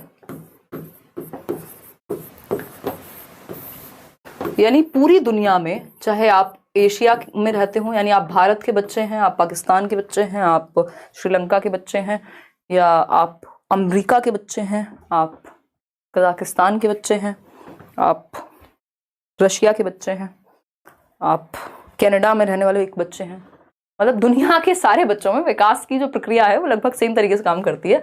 यानी विकास सार्वभौमिक है, एटलीस्ट जो स्टेजेस हैं। तो इन्फेंसी पूरी दुनिया के हर बच्चे के लिए एक जैसा ही रहेगा। चाइल्डहुड है तो सभी के लिए एक जैसा रहेगा, ऐसा तो नहीं है चाइल्डहुड में अगर रशिया का बच्चा है तो वो तो भाई ओलंपिक्स में चला जाता है और यहाँ बच्चे चल नहीं पाते, ऐसा नहीं होता ना। मतलब जा सकता है ट्रेनिंग वगैरह से, लेकिन इन्फेंसी मतलब सभी के लिए एक जैसा। जन्म से 2 वर्ष में यदि बच्चा सेंसस से सीखता है तो पूरी दुनिया के बच्चे ऐसे ही सीखते हैं, है ना। बच्चा अगर चलने से पहले क्रॉल करना, घिसट के चलना सीखता है तो वो सारी दुनिया में यही पैटर्न फॉलो होता है। यानी विकास का जो पैटर्न है वो यूनिवर्सल है। ठीक, विकास का पैटर्न यूनिवर्सल है सभी के लिए, लेकिन रेट डिफरेंट है। याद रखिएगा, दर भिन्न है। 2 सेम एज के बच्चे भी अलग अलग तरह से एक्टिविटी कर सकते हैं। देखिए, डेवलपमेंट इज कॉन्टिन्यूअस, ये हमें पता है, सतत चलता है, लाइफ लॉन्ग, वूम टू टूम, ये हुआ पहला सिद्धांत, जीवन पर्यंत चलेगा। डेवलपमेंट इज सीक्वेंशियल और ऑर्डरली, यानी क्रम में होता है। इन्फेंसी के बाद आपका चाइल्डहुड आएगा, उसमें भी पहले अर्ली चाइल्डहुड, लेटर चाइल्डहुड, फिर एडोलेसेंस, फिर अडल्टहुड, फिर ओल्ड एज जाकर के कहीं आएगी। एक क्रम है, एक सीक्वेंस है। Rate of development varies person to person, विकास की दर भिन्न होती है। याद रखिएगा, इसका जो पैटर्न है, जो विकास का पैटर्न है वो पूरी दुनिया में सभी के लिए सेम है, यूनिवर्सल है। जो पैटर्न है, जो डेवलपमेंट का पैटर्न है वो यूनिवर्सल है। सब जगह पे पैटर्न ऐसा ही फॉलो होता है कि पहले बच्चा बैठना सीखता है, फिर वो घिस घिस के, मतलब पहले चलना सीखता है, फिर बैठना सीखता है, फिर खड़े होना सीखेगा, फिर चलना सीखेगा, फिर दौड़ना सीखेगा कहीं। ये क्या है, एक पैटर्न है जो सब जगह फॉलो होगा। बच्चा पहले एक सेंटेंस बोलने से पहले वो सिंगल शब्द बोलना शुरू करता है, उसके बाद वो 2 शब्दों को जोड़ के नया शब्द जोड़ेगा। तो ये क्या हुआ, एक पैटर्न है, सेम होगा, यूनिवर्सल है। लेकिन रेट सेम नहीं है। यानी पैटर्न तो सेम है सभी के लिए, विकास का जो पैटर्न है वो सेम है, लेकिन रेट इज डिफरेंट, दर जो है वो भिन्न है। अगर 2 सेम एज के बच्चे हैं, दोनों में सेम गति से विकास होगा जरूरी नहीं है। एक बच्चा है जो 9 महीने में खड़ा होना सीख गया था, दूसरा बच्चा है जिसको लगभग 1.25 साल या 1.5 साल लग गया। तो दर भिन्न है। किसी में कोई चीज तेजी से होती है, उसमें हेरिडिटी और एनवायरमेंट दोनों ही कारण होते हैं, किसी में वही चीज जल्दी हो जाती है। ठीक है ना, क्लियर है? कोई दिक्कत परेशानी इस बात को समझने में अगर है तो आप बता सकते हैं। क्लियर है ना? चलिए, तो रेट इज डिफरेंट, याद रखिएगा, ये बहुत इसमें कंफ्यूजन होती है। रेट डिफरेंट है, दर जो है वो भिन्न है, पेस जो है वो भिन्न है। भाषा बदल दे उससे कोई फर्क नहीं पड़ता, है ना। पेस डिफरेंट हो सकता है, लेकिन स्टेजेस सेम है, पैटर्न सेम है, पूरी दुनिया के लिए यूनिवर्सल है, सार्वभौमिक है। ये छोटी छोटी बातें हैं जो आपको बड़े बड़े नंबर बचाएंगी। ठीक, आगे बढ़ते हैं। डेवलपमेंट जो है वो प्रोसीड करता है जनरल टू स्पेसिफिक, सामान्य से विशिष्ट की ओर जाता है विकास। सामान्य से विशिष्ट की ओर जाता है। पहले बच्चा जनरल एक्टिविटीज करता है, यानी हाथ पांव पूरे शरीर से रोएगा भी तो, या अगर किसी सामान को पकड़ना है, बॉल पकड़ाओगे ना वो ऐसे पकड़ेगा, पूरे हाथों का यूज करके, पूरी आर्म्स का यूज करके। बाद में तो आप ऐसे कैच कर लेते हैं। ये क्या हुआ, स्पेसिफिक एक्टिविटी। पहले पेन पूरे हाथ से पकड़ रहे थे, अभी आप सिर्फ एक फिंगर और थंब का यूज करके पकड़ लेते हैं, तो इसी को सामान्य से विशिष्ट कहेंगे। Growth and development is a product of heredity and environment, यानी विकास किसका गुणनफल है, आनुवांशिकता और वातावरण का। हम जो भी हैं, तीसरा फैक्टर ही नहीं है, या तो हमें एनवायरमेंट से मिला होगा या हेरिडिटी, या इन दोनों का इंटरेक्शन होगा। ठीक है ना, ऐसा नहीं हो सकता आपकी जो भी इंटेलिजेंस का स्तर है या तो एनवायरमेंट या तो हेरिडिटी, कोई और तीसरी चीज तो है नहीं, इन दोनों का ही प्रोडक्ट है। डेवलपमेंट प्रिडिक्टेबल होता है, यानी पूर्वानुमान लगाया जा सकता है। भारतवर्ष में एक कहावत जो है वो बहुत ही फेमस है कि पूत के पांव पालने में दिख जाते हैं, यानी पुत्री के भी दिख ही जाते होंगे, बट ऐसे ही चलता है समाज, जनरली बदल जाएगा समय के साथ। तो ये क्या हुआ कि मतलब आप बच्चे को, इसका कुल मिला के अर्थ ये है कि आप बचपन में ही देख सकते हैं जो उसकी एक्टिविटीज है, उस आधार पे आप अनुमान लगा सकते हैं कि विकास ये इस तरह की स्थिति में या इस चीज में ज्यादा इंटरेस्ट रखता है तो उसको इधर भेज सकते हैं। या फिर ये भी पूर्वानुमान लगा सकते हैं कि बच्चा बैठना सीखेगा, क्रॉल करना सीखेगा, या वॉकिंग पहले सीखेगा, उसके बाद वो जंपिंग सीखेगा, उसके बाद वो रनिंग सीखेगा। ये क्या है, एक अनुमान है, क्योंकि एक पैटर्न है ना, तो पैटर्न की वजह से हम क्या एक अनुमान लगा सकते हैं कि विकास की प्रक्रिया चलती कैसे है। There is a constant interaction between all factors of development, यानी विकास के जितने भी पक्ष हैं वो सब आपस में जुड़े हुए हैं, फिजिकल, कॉग्निटिव, सोशल और इमोशनल। क्लियर है कि नहीं है ये बता दीजिए, फिर हम बढ़ जाएंगे आगे। अच्छा, एक डायरेक्शन जो है प्रिंसिपल का, वो प्रिंसिपल ऑफ डायरेक्शन जो है वो बहुत ही महत्वपूर्ण है। देखिएगा, डेवलपमेंट मॉडिफिएबल है, रिवर्सेबल नहीं है, ये बात भी ध्यान रखिएगा पेपर में। और कोई कह रहा है ऊंट के बाल, अच्छा जो भी है यार, ठीक है ना, समझ लिया करो। हाँ एग्जैक्टली आदि, बहुत ही बढ़िया। देखिएगा, अगर हम बात करते हैं यहाँ पे प्रिंसिपल ऑफ डायरेक्शन की, तो प्रिंसिपल ऑफ डायरेक्शन क्या कहता है भाई, दिशा का सिद्धांत है, यानी विकास की एक दिशा होती है जिसको फॉलो करता है वो। इसमें दो सिद्धांत हैं दिशा में, एक है सेफेलोकॉर्डल यानी सिरोध पदोन्मुखी या लंबवत या लॉन्गिट्यूडिनल विकास, इसको हम कहते हैं। लॉन्गिट्यूड समझते हैं ना, लंबवत, जब आप गणित में पढ़ते होंगे एक लॉन्गिट्यूड होता होगा जिसको हम लंब बोलते थे ना, और ये एक बेस होता था, फिर हाइपोटेन्यूज होती थी, कर्ण जिसको बोलते थे।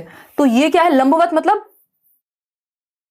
स्ट्रेट, टॉप टू डाउन, ठीक है ना, टॉप टू डाउनवर्ड्स चलेगा, हेड टू टो जाएगी, विकास की एक दिशा है जिसको हम सेफेलोकॉर्डल, सेफेल का मतलब है खोपड़ी, कॉर्डल मतलब जो आप नीचे की तरफ जुड़ा हुआ हिस्सा है। तो पहले बच्चा अपना सर संभालना यानी अपनी गर्दन संभालना सीखेगा, और जन्म के समय भी आप देखते हैं सर का ही भार ज्यादा है, तो पहले सर विकसित होगा, फिर आप गर्दन संभालना सीखते हैं, फिर नीचे के पार्ट पे कंट्रोल आता है, फिर खड़े होना सीखते हैं, फिर जाकर के चलना सीखते हैं। तो हेड टू टो यानी सर से पैर की ओर, पैर के अंगूठे, टो का मतलब यहां हो गया सर से पैर की ओर विकास की दिशा जाती है, यानी मैं कहूं इसको टॉप टू डाउनवर्ड्स, लॉन्गिट्यूडिनल लंबवत कह सकते हैं इसको हम, सेफेलोकॉर्डल, सेफेल यानी खोपड़ी से, ठीक, गर्दन संभाली, फिर धीरे धीरे टॉर्सो पे कंट्रोल आएगा। अब आते हैं प्रॉक्सिमो डिस्टल, दूसरी दिशा है प्रॉक्सिमो डिस्टल, नियर टू फार यानी केंद्र से बाहर, पेरिफेरी, पेरिफेरी मतलब centre, proximity, proximo distal, distal का मतलब है फार, तो नियर टू फार यानी समीप से दूर की ओर। समीप क्या है, आपका हार्ट, आपकी स्पाइनल कॉर्ड जो सेंटर है आपकी बॉडी का वो समीप है, और उससे बाहर की ओर कंट्रोल आता है, आपके इन शोल्डर्स पर, या मैं कहूं इसके बाद आपकी आर्म्स पर कंट्रोल आता है, आर्म्स के बाद आपका हाथों पर कंट्रोल आता है, हाथों के बाद आपका उंगलियों पर कंट्रोल आता है। ये है near to far, centre to periphery, केंद्र से बाहर की ओर या सीमाओं की ओर, पेरिफेरी। इसी को आप ग्रॉस टू फाइन भी कह सकते हो, मतलब एग्जैक्टली नहीं, बट पेपर में general to specific, gross to fine इसी से जोड़ के दे दिया जाता है कि बच्चा है, पहले वो पूरे हाथ से पेन उठाता था, अब वो 2 उंगलियों से उठा लेगा, तो ये क्या है, प्रॉक्सिमो डिस्टल है। ठीक है, इतनी बात क्लियर है। पहले आपकी स्पाइनल कॉर्ड डेवलप होती है, आपका हार्ट डेवलप होता है, आपका बॉडी का सेंटर डेवलप होता है, ये सारी चीजें इसी में आती हैं। इसको ध्यान जरूर रखिएगा। सेफेल का मतलब ही है खोपड़ी, तो हेड टू टो तो यानी स्रोत पदोन्मुखी, सेफेलोकॉर्डल, प्रॉक्सिमो डिस्टल यानी near to far, centre to periphery, केंद्र से बाहर की ओर। अब आते हैं व्यक्तिगत विभिन्नताएं, इस पे भी कई क्वेश्चन देखने को मिलते हैं। इंडिविजुअल डिफरेंसेस, लग नहीं रहा आज इंटेलिजेंस हम कर पाएंगे, कल थोड़ा जल्दी क्लास शुरू करेंगे, कम से कम भी 7 बजे से, और ताकि 10 बजे तक भी अगर लेनी हो तो 3 घंटे के करीब हम सेशन रख पाए, क्योंकि अगर पूरा सिलेबस इतने डिटेल में समझना है तो समय लगेगा अच्छा खासा, है ना। देखिएगा, व्यक्तिगत विभिन्नताओं का आधार, basis of individual differences. Individual differences क्या हैं? क्या कोई भी 2 लोग बिल्कुल एक जैसे हो सकते हैं? नहीं हो सकते, नहीं तो रॉबर्ट्स बन जाएंगे, है ना, चिट्टी बन जाएंगे फिर वो। ठीक है, चिट्टी भी एक जैसा नहीं रहा था, खैर बाद में, आज मैं चिट्टी की जान को आई हुई हूँ। ठीक, तो बेसिकली चिट्टी वो मूवी है ना, रोबो, याद अगर किसी ने ना देखी हो, कोई अलग यूनिवर्स में रहता हो तो ये क्या हुआ, रॉबर्ट्स बन जाएंगे अगर हमें इंडिविजुअल डिफरेंसेस नहीं होंगे, व्यक्तिगत विभिन्नताएं नहीं होंगी। बोला जाता है वन साइज फिट्स ऑल जैसा कुछ नहीं होता, यानी आप एक टी शर्ट लाइए, मान लीजिए एक साइज की, मीडियम साइज की, क्या वो सबको फिट आ जाएगी? नहीं आएगी। ऐसे ही मनुष्य भी हैं। आपने एक और चीज सुनी होगी जनरल कहावत में कि 5 उंगलियां भी एक जैसी नहीं होती हाथ की। इसका मतलब इनमें भी इंडिविजुअल डिफरेंसेस हैं, है ना, व्यक्तिगत विभिन्नताएं हैं। अगर आप ट्विंस भी हैं, अगर आप दोनों एक साथ भी पैदा हुए हैं, अगर आप 2 भाई बहन हैं या भाई भाई हैं, है ना, या 2 बहनें बहनें हैं, तो तब भी आपके अंदर अंतर पाए जाएंगे, आपके टेम्परामेंट में, आपके नजरिए में, आपके एटीट्यूड में, आपके एप्टीट्यूड में, बहुत सारी चीजों में। ठीक है ना? तो कोई भी 2 लोग, जैसे हमारा थंब इंप्रेशन एक नहीं होता, वैसे ही कोई भी 2 लोग पूरी तरह से एक नहीं होते। कुछ चीजें सेम होती हैं, कुछ चीजें डिफरेंट होती हैं। इसी से डाइवर्सिटी क्रिएट होती है। अदरवाइज हम कहते हैं भारत विभिन्नताओं का देश है, यूनिटी इन डाइवर्सिटी। अगर सब एक जैसे हो जाएंगे मजा नहीं आएगा। सोचो एक और व्यक्ति है आपके ही जैसा, एकदम कोई रिलेशनशिप में नहीं आएगा, कोई गर्लफ्रेंड बॉयफ्रेंड का चक्कर नहीं है, सब एक ही जैसे हैं, कोई मजा नहीं आता, कोई वैरायटी नहीं है, कोई रंग नहीं है ना। थोड़ा कुछ तो आप दोस्त को कुछ बोल रहे हैं, वो आपको 2 टॉन्ट मारे, फिर तो जाके मजा आता है ना। एक व्यक्ति है जो आसानी से नाराज हो जाता है, दूसरा है जो आसानी से नाराज नहीं होता, तीसरा है जो स्पोर्ट्स में बहुत अच्छा है, चौथा है जो फिलॉसफी में बहुत अच्छा है। तो इससे रंग भरते हैं नेचर में। तो इंडिविजुअल डिफरेंसेस क्या है? एकदम नेचुरल हैं, और ये सिर्फ हम में, ह्यूमंस में नहीं, जानवरों में भी पाए जाएंगे, पेड़ों में भी पाए जाएंगे, लगभग हर स्पीसीज में पाए जाते हैं। जितनी भी प्रजातियां हैं, जितनी भी दुनिया भर में जितनी भी चीजें हैं, वहां पर पाई जाएंगे इंडिविजुअल डिफरेंसेस। इंडिविजुअल डिफरेंसेस का आधार क्या है? किस किस वजह से हम अलग होते हैं? हमारे बुद्धि के स्तर में अलग होते हैं। अगर हम बच्चों की बात करें, सारे बच्चे एक जैसे नहीं हो सकते। अगर क्लास में 30 बच्चे बैठे हुए सब एक जैसे होंगे नहीं, होने भी नहीं चाहिए। ठीक है ना? तो अगर हम बात कर रहे हैं इंटेलिजेंस की, बुद्धि की, तो उस केस में जो इंटेलिजेंस है या बुद्धि है उसमें अलग अलग होते हैं। एकदम सेम आईक्यू नहीं होता सबका, थोड़ा थोड़ा अंतर कुछ ना कुछ होता रहेगा, बुद्धि का स्तर अलग होगा। इंटरेस्ट सबका, अगर आईक्यू भी सेम है फिर भी क्या होगा? इंटरेस्ट हो सकता है मुझे मनोविज्ञान में इंटरेस्ट आ रहा हो, आपको गणित में आ रहा हो, किसी तीसरे को म्यूजिक में आ रहा हो। तो हर बच्चे का इंटरेस्ट भी अलग होगा। किसी को स्पोर्ट्स में आ रहा हो तो आपको बच्चे के इंटरेस्ट को पहचानना है। वैल्यूज में, मूल्यों में, हो सकता है मेरे लिए झूठ बोलना बहुत बड़ी बात हो, किसी के लिए नहीं हो। तो ये क्या हुआ? मूल्यों का भी अंतर हो गया। तो सबके मूल्य या वैल्यूज अलग हैं। एप्टीट्यूड में, अभिक्षमता जिसको हम कहते हैं, एप्टीट्यूड क्या है? आपकी किसी स्किल को एक्वायर करने की क्षमता, your ability to acquire a skill. Skill को एक्वायर करने की क्षमता, यानी आप टीचर बनना चाहते हैं बट आप समझा तो आप खुद को भी नहीं पा रहे हैं जीवन में, किसी और को तो जब समझाएं, है ना। तो ये क्या हुआ? नंबर बहुत अच्छे ले आते हैं लेकिन, तो आप में क्या नहीं हुआ? टीचिंग एप्टीट्यूड की कमी है। कुछ हद तक ट्रेनिंग वगैरह देके डेवलप किया जा सकता है, बट ऐसा नहीं हो सकता कि आउट ऑफ द ब्लू अचानक से बिल्कुल नहीं था आप में कोई एप्टीट्यूड किसी चीज को करने का और आप करने लग गए।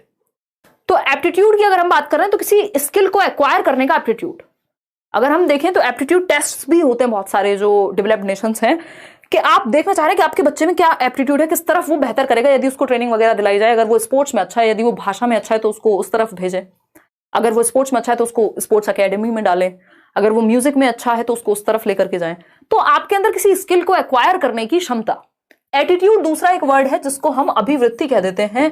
एटीट्यूड है आपका नजरिया कैसा है, आपके वैल्यूज कैसी हैं, आपका एटीट्यूड मतलब आपके आइडियाज, आपके बिलीफ्स, आपके वैल्यू, आपका सिस्टम, आपका परसेप्शन कैसा है, बेसिकली आपका नजरिया कैसा है, आप किस तरह से सोचते हैं, किन चीजों को मानते हैं, आपके आइडियाज, वैल्यूज, बिलीफ्स क्या हैं आपके, उस आधार पे एक व्यक्ति में हम कहते हैं इसका नेगेटिव एटीट्यूड है, इसका पॉजिटिव एटीट्यूड है। यानी ये क्या हुआ?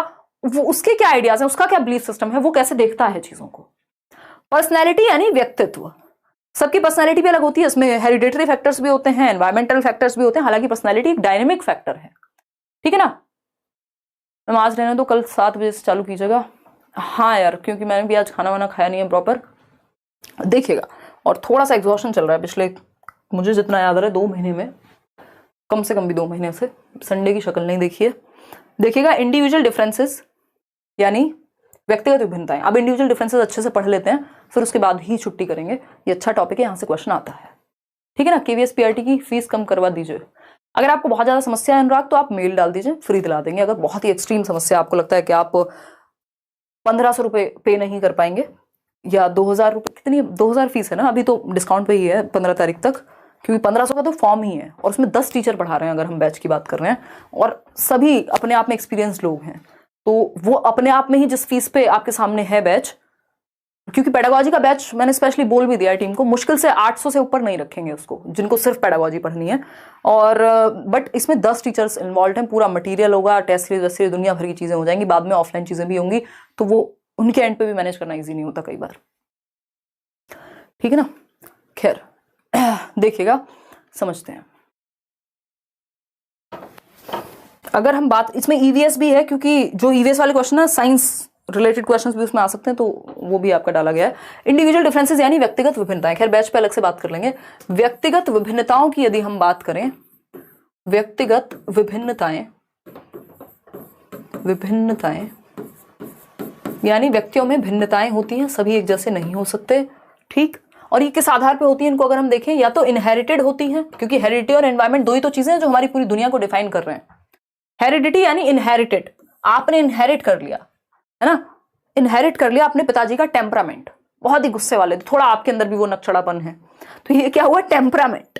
या बहुत ही शांत रहने वाले, कई माँ बाप होते हैं जो बहुत शांत होते हैं, उनके बच्चे भी, उनका भी टेम्परामेंट थोड़ा सा प्रभावित होता है उस चीज से। इसमें एनवायरमेंट और हेरिडिटी दोनों का रोल है। एस्टेट में भी ये काम आ सकता है, बिल्कुल आलोक, मतलब ऐसा थोड़ी टॉपिक चेंज हो जाएंगे, दुनिया से अलग हो जाएगा कुछ। Hello ma'am, I am in Bangalore, can you please tell, मेरा सीटेट क्लियर करने के बाद मुझे यहाँ केटेट क्लियर के बाद रीजनल लैंग्वेज सीखनी पड़ेगी गवर्नमेंट के लिए। हो सकता है, डिपेंड करता है उनके रूल्स क्या है देती, जिस भी स्कूल में या जिस भी स्टेट गवर्नमेंट में आप अप्लाई कर रहे हैं, अगर ऐसे रूल्स हैं तो सीखनी पड़ सकती है, अदरवाइज हो सकता है आपका इंग्लिश से काम चल जाए। सीटेट पेपर 2 की हम बात करें, मैंने क्लियर कर लिया और मेरे 49% थे, आई बिलोंग फ्रॉम एससी, फिर तो कोई दिक्कत नहीं है ना, उसमें होगा रिलैक्सेशन। एक बार चेक कर लेना कि एक बार वो पूरा पढ़ लेना, मैंने सिलेबस शायद शेयर नहीं किया, आज कर दूंगी। और अगर रिलैक्सेशन एज में दिया होगा, मतलब उसमें परसेंटेज में एससी हिसाब से, जो कि होता है ज्यादातर जगह पे, बट इसमें मुझे कहीं दिखा नहीं था। तो टेम्परामेंटली यानी इनहेरिटेड की अगर हम बात करें तो आपका टेम्परामेंट जो स्वभाव है वो आपकी हेरिडिटी से प्रभावित हो सकता है। आपकी जो मानसिक क्षमता, आपकी जो इंटेलिजेंस है वो ज्यादातर हेरिडिटी से प्रभावित होती है। आपका आईक्यू, फिजिकल यानी जो आपका फिजिक है, आपकी शारीरिक बनावट है, आपके पिताजी थे 6 फीट के, मम्मी भी थी 5'11" की, आप हो गए 7 फीट के, ये क्या है, ये मैं मजाक कर रही हूँ, ये इनहेरिटेड है, ठीक है। तो इंडिविजुअल डिफरेंसेस सब कुछ तो आ ही जाएगा ना इसमें। तो अगर हम बात करें तो ये हुआ इनहेरिटेड यानी फिजिक, आपका बॉडी स्ट्रक्चर, कई लोग मोटे नहीं होते कितना भी खा लें, वो जेनेटिक्स ही उनके वैसे हैं, है ना। तो अगर हम बात करें फिजिक आपकी, मेंटल और टेम्परामेंटल जो आपका स्वभाव है, ये सब इनहेरिटेड ज्यादा होते हैं। और एक्वायर्ड की अगर हम बात करें, अर्जित की अगर हम बात करें, जैसे मेरी और मेरी मदर की जो शक्ल है बिल्कुल एक जैसी है, मेरी नानी की शक्ल मदर से कुछ मिलती है, तो ये क्या हुआ, ये इनहेरिटेड है। इंडिविजुअल डिफरेंसेस में तो दिखना, शेप, साइज, शक्ल सब आ जाता है ना, तो ये हुआ इनहेरिटेड वाला केस। इवन आवाज भी आप देखते हैं, आप भाई बहनों की मिक्स हो जाती है, मम्मी और बेटी की मिक्स हो जाती है, फोन उठा करके किसी को लगता है रिश्तेदार को, अरे आप हैं ये तो हमने समझा था बहन जी होंगी, देखिएगा, या भाभी जी होंगी। एक्वायर्ड यानी अर्जित की जब हम बात करें, जो हम एनवायरमेंट से उठाएंगे, इनहेरिटेड मतलब जो हेरिडिटी से मिली है। तो अगर हम एक्वायर्ड की बात कर रहे हैं तो इसमें सोशल फैक्टर्स, जिस सोसाइटी, जिस समाज में हम रह रहे हैं, अगर हम आसपास का माहौल ही ऐसा है जहां गोली कट्टे बंदूक सब चलते हैं रोज, तो वहां अलग तरह का सोशल डेवलपमेंट होगा, है ना। और एक कल्चर ऐसा है, जो भी कल्चर है आपका, जो भी संस्कृति है, जो समय के साथ आप परिवर्तन देख रहे हैं, क्या पहनावा है, बहुत सारी चीजें, ये आपकी एनवायरमेंट से, कि एक व्यक्ति जो राजस्थान में रहता है तो इंडिविजुअल डिफरेंसेस का एक कारण उसमें एक्वायर्ड ट्रेट्स भी होंगे जो कल्चर से या सोसाइटी से उठाए होंगे। भाषा हो सकती है, इसमें बहुत सारी चीजें हो सकती हैं। आज तो पूरे घर वाले शादी में गए, लेकिन हम नहीं गए आपकी क्लास की वजह से। शालिनी बिल्कुल दिल खुश कर दिया आपने, मेरी मेहनत को सफल बना दिया, अदरवाइज मेरे पैर की मूछ अभी तक भी ठीक नहीं हुई है ना। लेकिन मुझे अभी आजकल मैं उस मोड में हूँ कि कुछ भी नजर नहीं आ रहा कि थके हो, हाँ रहो थके हुए। मैं सोती हूँ तो आसपास नोट्स बिखरे हुए होते हैं, हाईलाइटर्स, पेन, लैपटॉप, आईपैड सब बिखरा हुआ होता है, मुझे बड़ा मजा आता है ना। तो ये बहुत ही खुशी की बात है, इस चीज के लिए अपने आप को धन्यवाद दीजिए। सीखना और सिखाने की प्रक्रिया जिसमें आप हैं, टीचर बनने भी जा रहे हैं, इससे और प्योर और इससे बढ़िया चीज दुनिया में है नहीं, अगर देखेंगे आप तो। बाकी सारी चीजें सेकेंडरी है। तो कल्चर यानी संस्कृति, ये भी आप एक्वायर करते हैं भाई, जहां जन्म हो गया वहीं, जैसे सोसाइटी में आप हो गए। अब मिर्जापुर के माहौल में होंगे तो वहां से जैसे बन जाएंगे, जरूरी नहीं सब वैसे ही बने, बट डाइवर्सिटी यानी ये एक्वायर्ड हो सकते हैं।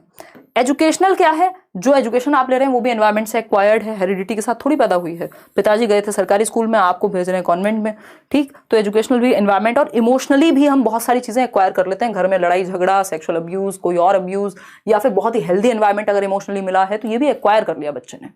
तो ये एक्वायर्ड होते हैं और इनहेरिटेड होते हैं, इनके दोनों के अंतर मैंने आपको बता दिए हैं, ध्यान में रखना जरूर है। अपना ध्यान भी दिया कीजिए। आयुष देंगे ध्यान, अभी 2 महीने जिम नहीं जा पाई हूँ, जाऊंगी अब। एक बार आप लोगों को निपटा दो, आई मीन निपटाने का मतलब सीटेट, और फिर केवीएस तैयार है, तो मतलब लग नहीं रहा है कि कहीं भी शांति है अभी, बट ठीक है मैनेज हो जाएगा, मतलब डोंट वरी। देखिएगा, व्यक्तिगत विभिन्नताएं यानी इंडिविजुअल डिफरेंसेस। देखिए, इंडिविजुअल डिफरेंसेस दुनिया की प्रत्येक प्रजाति में पाए जाते हैं, कोई भी प्रजाति एक जैसी नहीं होती, सब में अंतर होते हैं। बंदर भी हैं अगर दो तो वो बिल्कुल एक जैसे नहीं होंगे, अगर दिखते भी एक जैसे होंगे तब भी अंदर तो कोई ना कोई अंतर पाया जाएगा। उनमें किसी ना किसी स्तर पर विभिन्नताएं पाई जाती हैं, सही बात है। इंडिविजुअल डिफरेंसेस या वेरिएशंस क्या है, कॉमन है सभी स्पीसीज में। वेरिएशंस से या इंडिविजुअल डिफरेंसेस से, व्यक्तिगत विभिन्नताओं से रंग भरते हैं। जैसे प्रकृति क्या है, डाइवर्स बनती है, नहीं तो सब एक जैसे हो जाएंगे। Variability is a fact of nature and individuals are no exception. यानी ये प्रकृति का नियम है कि हम में वेरिएबिलिटी है, और इस चीज को हम क्या करते हैं, हमें आपको बच्चे की जो इंडिविजुअल डिफरेंसेस है उनको सराहना है, उनको बेहतर करना है। कोई बच्चा है जो स्पोर्ट्स में अच्छा कर सकता है तो उसको वैसा माहौल दीजिए, कोई बच्चा है जो मैथ्स में अच्छा कर सकता है तो उसको वैसा माहौल दीजिए, कोई बच्चा है जो लैंग्वेज में बहुत अच्छा कर सकता है उसको वैसा माहौल दीजिए। तो अपने मेथड में परिवर्तन बच्चों के इंडिविजुअल डिफरेंसेस के अकॉर्डिंग लाने हैं। लेकिन हम क्या करते हैं, फलाना बच्चा है गुप्ता जी का और शर्मा जी की बेटी है, तुम तो इतने नंबर लाते नहीं हो। हमने कहा सब एक जैसे बन जाओ, रोबोट्स बन जाओ, सब डिफरेंसेस हैं कैसे तुम में, जबकि हमें वो डिफरेंसेस को क्या करना था, एक्सेप्ट करना था, या उसको लेके खुश होना चाहिए था कि भाई मेरे 3 बच्चे तीनों अलग अलग तरह के कलाकार हैं, है ना। कोई किसी चीज में अच्छा है, कोई किसी चीज में अच्छा है। लेकिन नहीं, अगर आप खुश भी होंगे तो आपके रिश्तेदार आके कहेंगे अरे आपका फलाने वाला बेटा या बेटी तो अच्छा है, ये सेकंड वाला थोड़ा अजीब है, और ये थर्ड वाला तो कुछ और ही है। तो ये क्या स्थिति, कंपैरिजन हम शुरू कर देते हैं, जबकि हमें इस चीज को एम्ब्रेस करना है। ये बहुत ही अच्छी बात है कि आपके पास वैरायटी है, अदरवाइज बोर हो जाएंगे। नोट देखिएगा, इसमें एक नोट है कि नोट वो वाला नोट नहीं है कैश वाला, है ना, टिप्पणी है, respect individual differences and don't laugh at others. आपको ये चीज ध्यान रखनी है, बच्चों में भी इंस्टिल करनी है कि व्यक्तिगत विभिन्नताओं का आपको ध्यान रखना है, रिस्पेक्ट करनी है उसकी, ना कि बच्चों को एक दूसरे पे हंसना है उनकी जाति या उनके धर्म या उनके शरीर या उनके रंग या उनकी रुचियों के आधार पर या उनके खाने या उनकी भाषा के आधार पर। आप बच्चों में विभेद नहीं करते, बल्कि उन चीजों को आप रिस्पेक्ट करते हैं कि इंडिविजुअल डिफरेंसेस आर देयर, ठीक है। और बच्चे फिजिकल कैरेक्टरिस्टिक्स में अलग दिख सकते हैं, रंग में, हाइट में, वेट में, स्ट्रेंथ में, हेयर कलर में अंतर पाया जा सकता है। इंटेलिजेंट हो सकते हैं कुछ बच्चे, डल हो सकते हैं कुछ, डोमिनेंट और सबमिसिव हो सकते हैं कुछ, क्रिएटिव होंगे कुछ, नॉट सो क्रिएटिव होंगे कुछ, आउटगोइंग होंगे जिनको बाहर जाना पसंद होगा, कुछ विड्रॉन होंगे जिनको बाहर जाना उतना पसंद नहीं होगा। जैसे मैं अगर दिन में आधे घंटे भी बाहर ना निकलूं तो मुझे लगता है कि मैं जीवन क्यों जी रही हूं, है ना। मेरी कोशिश रहती है क्लास के बाद भी अगर मौका मिले तो आधे घंटे हवा खा लो, ठीक है ना, एक कॉफी ही पी लो, मिल लो किसी से अगर पॉसिबल है तो ये क्या हुआ, क्योंकि मुझे हर दिन कहीं जाने की आवश्यकता होती है, मेरा रूटीन बहुत ही फ्लेक्सिबल है, तो ये क्या हुआ, मतलब विड्रॉन नहीं हूं मैं। हो सकता है किसी को घर से निकलना अच्छा लगता ही ना हो, उसको लगे यार मेरे को तो अकेले एकांत में रहने दो, या आप दोनों भी हो सकते हैं अलग अलग समय पे। तो आप आउटगोइंग हो सकते हैं बहुत ज्यादा, किसी को पार्टी पसंद है, किसी को अकेले रहना पसंद है, एकांत पसंद है। The list of variations can be endless. तो अंतरों का जो है अंत, व्यक्तिगत विभिन्नताओं का अंत नहीं है। बहुत तरह की व्यक्तिगत विभिन्नताएं व्यक्ति में हो सकती हैं। अब इसमें बहुत इंपॉर्टेंट चीज है, जो टर्म्स आपके पूछे जाते हैं पेपर में, विद्यालय में यूनिफॉर्म आवश्यक है। यूनिफॉर्मिटी की हम बात करते हैं ना, यूनिफॉर्म समझते हैं आप, सब एक जैसा। अगर ऐसे यूनिफॉर्म के नाम पे स्कूल फेमस हो जाते हैं, हमारे यहाँ एक स्कूल है, उसको मतलब लोग मजाक में बोलते हैं, खैर, हरी वर्दी गुंडागर्दी, कि वहां की जो यूनिफॉर्म है वो कैसी है, हरी है, ग्रीन है। कोई कॉन्वेंट स्कूल है और मान लीजिए किसी और स्कूल की यूनिफॉर्म है, वो एक ही जैसी होती है, तो व्हाइट शर्ट है, ब्लू कलर की पैंट है या स्कर्ट है, या कोई और, मतलब यूनिफॉर्म मतलब सबके लिए एक जैसा।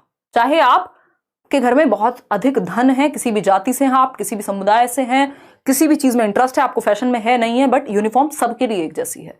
इससे क्या होता है, थोड़ा सा ये हो जाता है कि मान लीजिए जिसके पास संसाधन ज्यादा है वो स्कूल में सज के आए, और एक बच्चा है जिसके पास, बेचारे के पास कपड़े भी ठीक से नहीं है, तो वो ना पहन के आए, तो अजीब सी स्थिति बन जाएगी। तो इसलिए ये एक रूपता जरूरी होती है कि यूनिफॉर्म हम बना देते हैं।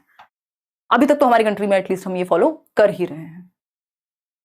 कोई कुछ पूछ रहा है, सिद्धार्थ साहू कह रहे हैं सीटेट अपियरिंग स्टूडेंट के लिए क्या चांस है केवीएस में, 2 दिन बहुत पेनफुल गए हैं, नोटिफिकेशन देखकर क्या करूं समझ नहीं आता। सिद्धार्थ, अगर आप मुझसे ऑनेस्टली पूछेंगे, अगर मैं आपके दिल को खुश करने की बातें करना चाहूं तो कोई अंत नहीं है। मैं ट्विटर अभियान से लेके जो आप कहेंगे वो भी कर दूंगी, अगर आप कहना चाह रहे हैं। अदरवाइज आप लॉजिकली पूछेंगे और सच में पूछेंगे जैसा सिस्टम है, तो मुझे लगता है होना नहीं है कुछ। अब ये जनरली मैं नेगेटिव बातें नहीं करती हूँ, बट थोड़ा सा अगर हम लॉजिक का प्रयोग करें यहाँ, तो 1 मिनट में हम देख सकते हैं। मैंने बताया आपको 2016 से 18 में वैकेंसी आई थी केवीएस की, और 2016 से 18 तक 2 साल से भी ज्यादा का समय हो चुका था, सीटेट नहीं हुआ था। ठीक, तो उस टाइम पे एक रीजन था कि उन्होंने अपियरिंग में अलाउ कर दिया। क्यों? क्योंकि सीटेट की गलती है कि 2 साल से नहीं निकाला। ठीक है ना। अभी स्थिति क्या, अब आप कहेंगे कि नहीं साल में 2 बार होता था सीटेट, अब 1 बार हो रहा है। अब वो कहें, अब केवीएस भी 4 साल में आई है वैकेंसी, इस चीज पे आप घेर नहीं सकते। जो स्थिति है सरकार को घेरने वाली या संस्था को घेरने वाली, वो ये लॉजिक उतना नहीं बन पाता उनके अकॉर्डिंग। इसमें ये चीज हो सकती थी, मान लीजिए, क्योंकि जो आज सीटेट अपियरिंग में है, ध्यान से समझिएगा, जो सीटेट अपियरिंग में है तो ऐसा तो है नहीं उसकी एज निकल गई है। इसका मतलब वो तो अपनी पढ़ाई अपनी गति से कर रहा था, उसका तो कोई नुकसान नहीं हुआ, ना कोरोना से ना किसी और से। वो तो अभी अगर बीएड या डीएलएड में पढ़ ही रहा है या पढ़ ही रही है तो उसकी एज तो निकल नहीं रही, वो तो अपनी पेस पे पढ़ रहा है। अगर केवीएस वो पहले दे भी देते तो क्या ही हो जाता है ना। तो अब ये इनकी अपनी सेंसिटिविटी है कि ये लोग कर सकते थे अलाउ, जो कि कर देते तो कुछ बुरा नहीं हो जाता। बट अगेन इसमें बहुत ज्यादा बन नहीं पा रही बात, मतलब मुझे नहीं लगता कि इस चीज पे बहुत ज्यादा परेशान होके, या उनको तो लग रहा है आप तो अपने पेस पे चल रहे हैं, क्या हो गया अगले साल फिर दे देंगे, जरूरी थोड़ी 4 साल बाद ही आएगी। तो लेट्स सी क्या रहता है। मेरी तरफ से आप लोग जैसा कहेंगे वैसा हो जाएगा, बट मुझे पर्सनली इस बात में बहुत ज्यादा तर्क महसूस नहीं हो रहा कि इस चीज को लेकर के आपको बहुत ज्यादा उम्मीदें नहीं पालनी चाहिए। अगर कोशिश कर भी रहे हैं बहुत अच्छी बात है, आधार ग्राउंड या रीजंस तो हर चीज के हैं, बट सक्सेस के जो चांसेस हैं वो बहुत रेयर हैं इस केस में, है ना। खैर ये अपने आप में निराशाजनक बात भी है, बट अब इसमें मैं कोई मीठी गोली देके क्या करूं आपको।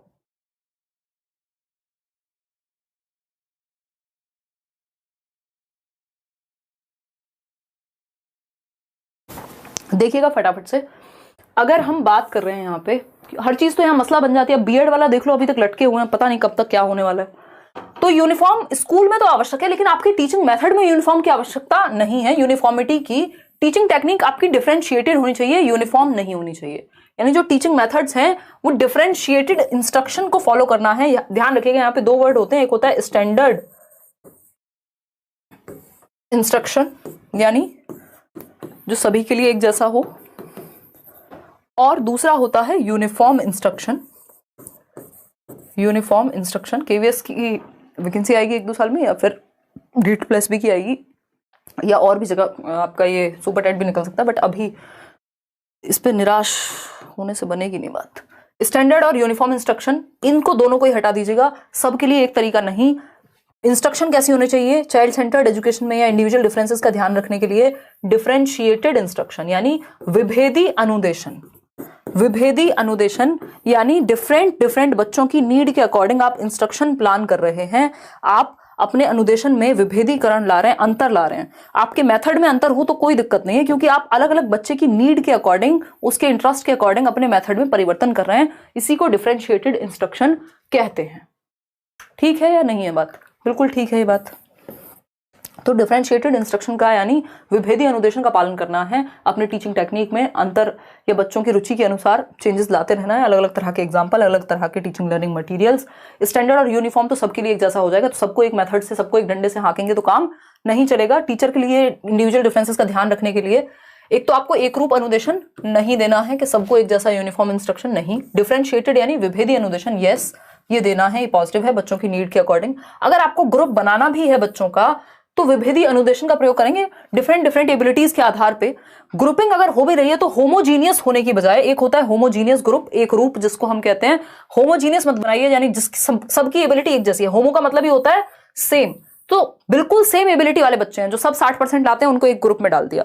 ये मत करिए। अगर ग्रुपिंग करनी भी हो तो हिट्रोजेनस यानी विषम रूपी करिए, जहां पे डिफरेंट एबिलिटी वाले बच्चे हो, एक 60% वाला हो, एक 33% वाला हो, एक 90 वाला हो, किसी को ड्राइंग में इंटरेस्ट है, किसी को पेंटिंग में इंटरेस्ट है, तो डिफरेंट टाइप ऑफ बच्चे होने चाहिए आपके एक ग्रुप में, उसको अच्छा माना जाएगा। सेम एबिलिटी वाली ग्रुपिंग से बचना है ना। पहले तो एबिलिटी ग्रुपिंग से ही बचना है और उसमें भी सेम एबिलिटी वाली तो बिल्कुल बचना है।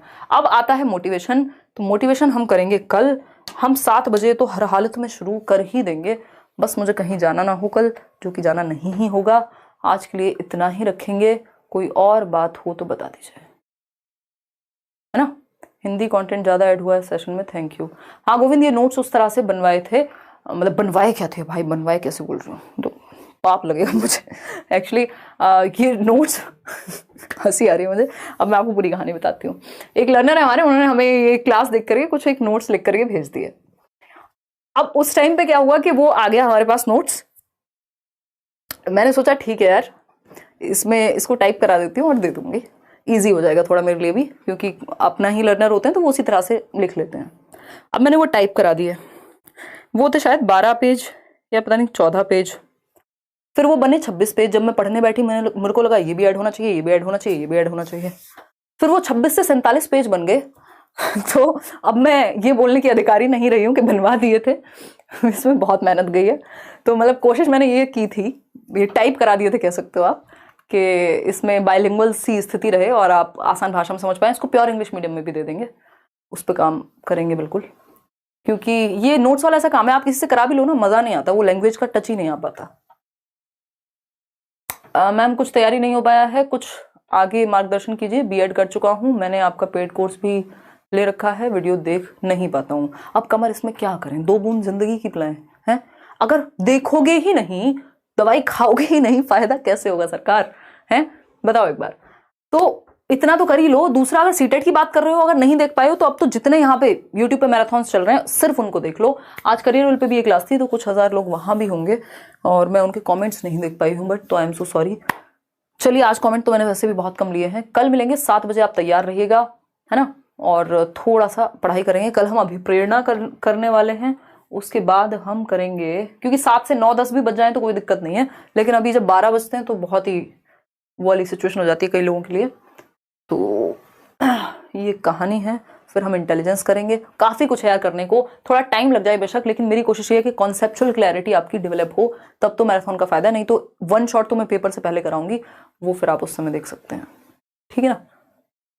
केवीएस की फीस बता दो, बता तो दी।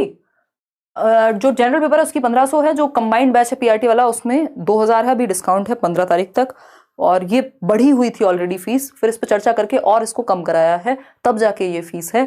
इसके अलावा अगर हम बात कर रहे हैं तो आपका पेडागोजी का एक स्पेशल बैच है जो कल से शुरू होगा सिर्फ केवीएस के लिए ही, तो वो भी आप ज्वाइन कर सकते हैं। उसकी फीस 800 से ज्यादा नहीं रखेंगे, है ना। अब किसी का कोई भी सवाल हो, कोई भी बात हो तो आप पूछ सकते हैं, नहीं तो हम आज का सेशन यहीं समाप्त करेंगे। मोटिवेशन किसी को पढ़ने की इच्छा हो रही है तो पढ़ भी सकते हैं। अब आपकी मोटिवेशन अगर बनी हुई है तो हमें कोई दिक्कत खास नहीं है। अब भूख लग के जा चुकी है। मैं कुछ कमेंट पढ़ लेती हूँ, फिर नेक्स्ट क्लास आपकी, इसके कई सेशन रहने वाले हैं, क्योंकि सीडीपी ही इतना बड़ा है, अगर इसको हम बहुत अच्छे से पढ़ें तो इसी को समझने में टाइम लगेगा। अदरवाइज हिंदी, इंग्लिश, मैथ्स की पेडागोजी एक दिन में निपटा देंगे, क्योंकि कुछ टॉपिक्स तो इसमें भी कवर हो जाते हैं, और ईवीएस में थोड़ा सा टाइम लग सकता है, वो भी थोड़ा लेंदी है, ठीक है ना। हाँ, एनईपी 2020 क्वेश्चन आने के चांसेस नहीं है, जिनमें आएंगे ही। पिछली बार इतने भर के क्वेश्चन दिए, अब तो एनईपी आ चुकी है ना, वो तो सब जगह आ रहे हैं। अगर आप वाइस प्रिंसिपल से लेकर दुनिया के किसी एग्जाम में चले जाएंगे आज की डेट में, तो एनईपी के क्वेश्चन आपको मिलेंगे। तो एनईपी से आप नहीं बच सकते हैं सरकार। मैंने 2 वीडियो बनाए हुए हैं, एक बार वो 2 क्लासेस अटेंड कर लीजिए एनईपी की। अब आपका कोई भी सवाल हो, सुझाव हो, विचार हो, ये नोट्स आप टेलीग्राम से डाउनलोड कर लीजिएगा, एक बार रीडिंग कर लीजिएगा, और जब क्लास देखेंगे तो और मजा आएगा। बहुत सारी ऐसी एक्स्ट्रा चीजें भी होंगी जो हम डिस्कस करते रहेंगे साथ साथ, जो जरूरी है। आपके एग्जाम सेंट्रिक बात कर रहे हैं हम, अदरवाइज तो जब मैं डेवलपमेंट की क्लास लेती हूँ पेडागोजी स्पेशल में, मुझे लगता है 15 क्लासेस तक चली जाती है एक चैप्टर की। तो वही एक बात है। मैराथन की क्लासेस चलेंगी अभी आपकी, जब तक ये सीडीपी कंप्लीट नहीं होता। इसमें 3 दिन भी लग सकते हैं, 4 दिन भी लग सकते हैं, ठीक है। चलिए, take care, bye bye. Depend करता है, कल अगर हमने 3-4 घंटे खींच दिया तो फिर 3 से 4 दिन में खत्म हो जाएगा। बहुत एनर्जी है अभी, पढ़ाइए। कौन है ये व्यक्ति? हाँ, आज इतना ही रखते हैं, फिर कल मिलेंगे।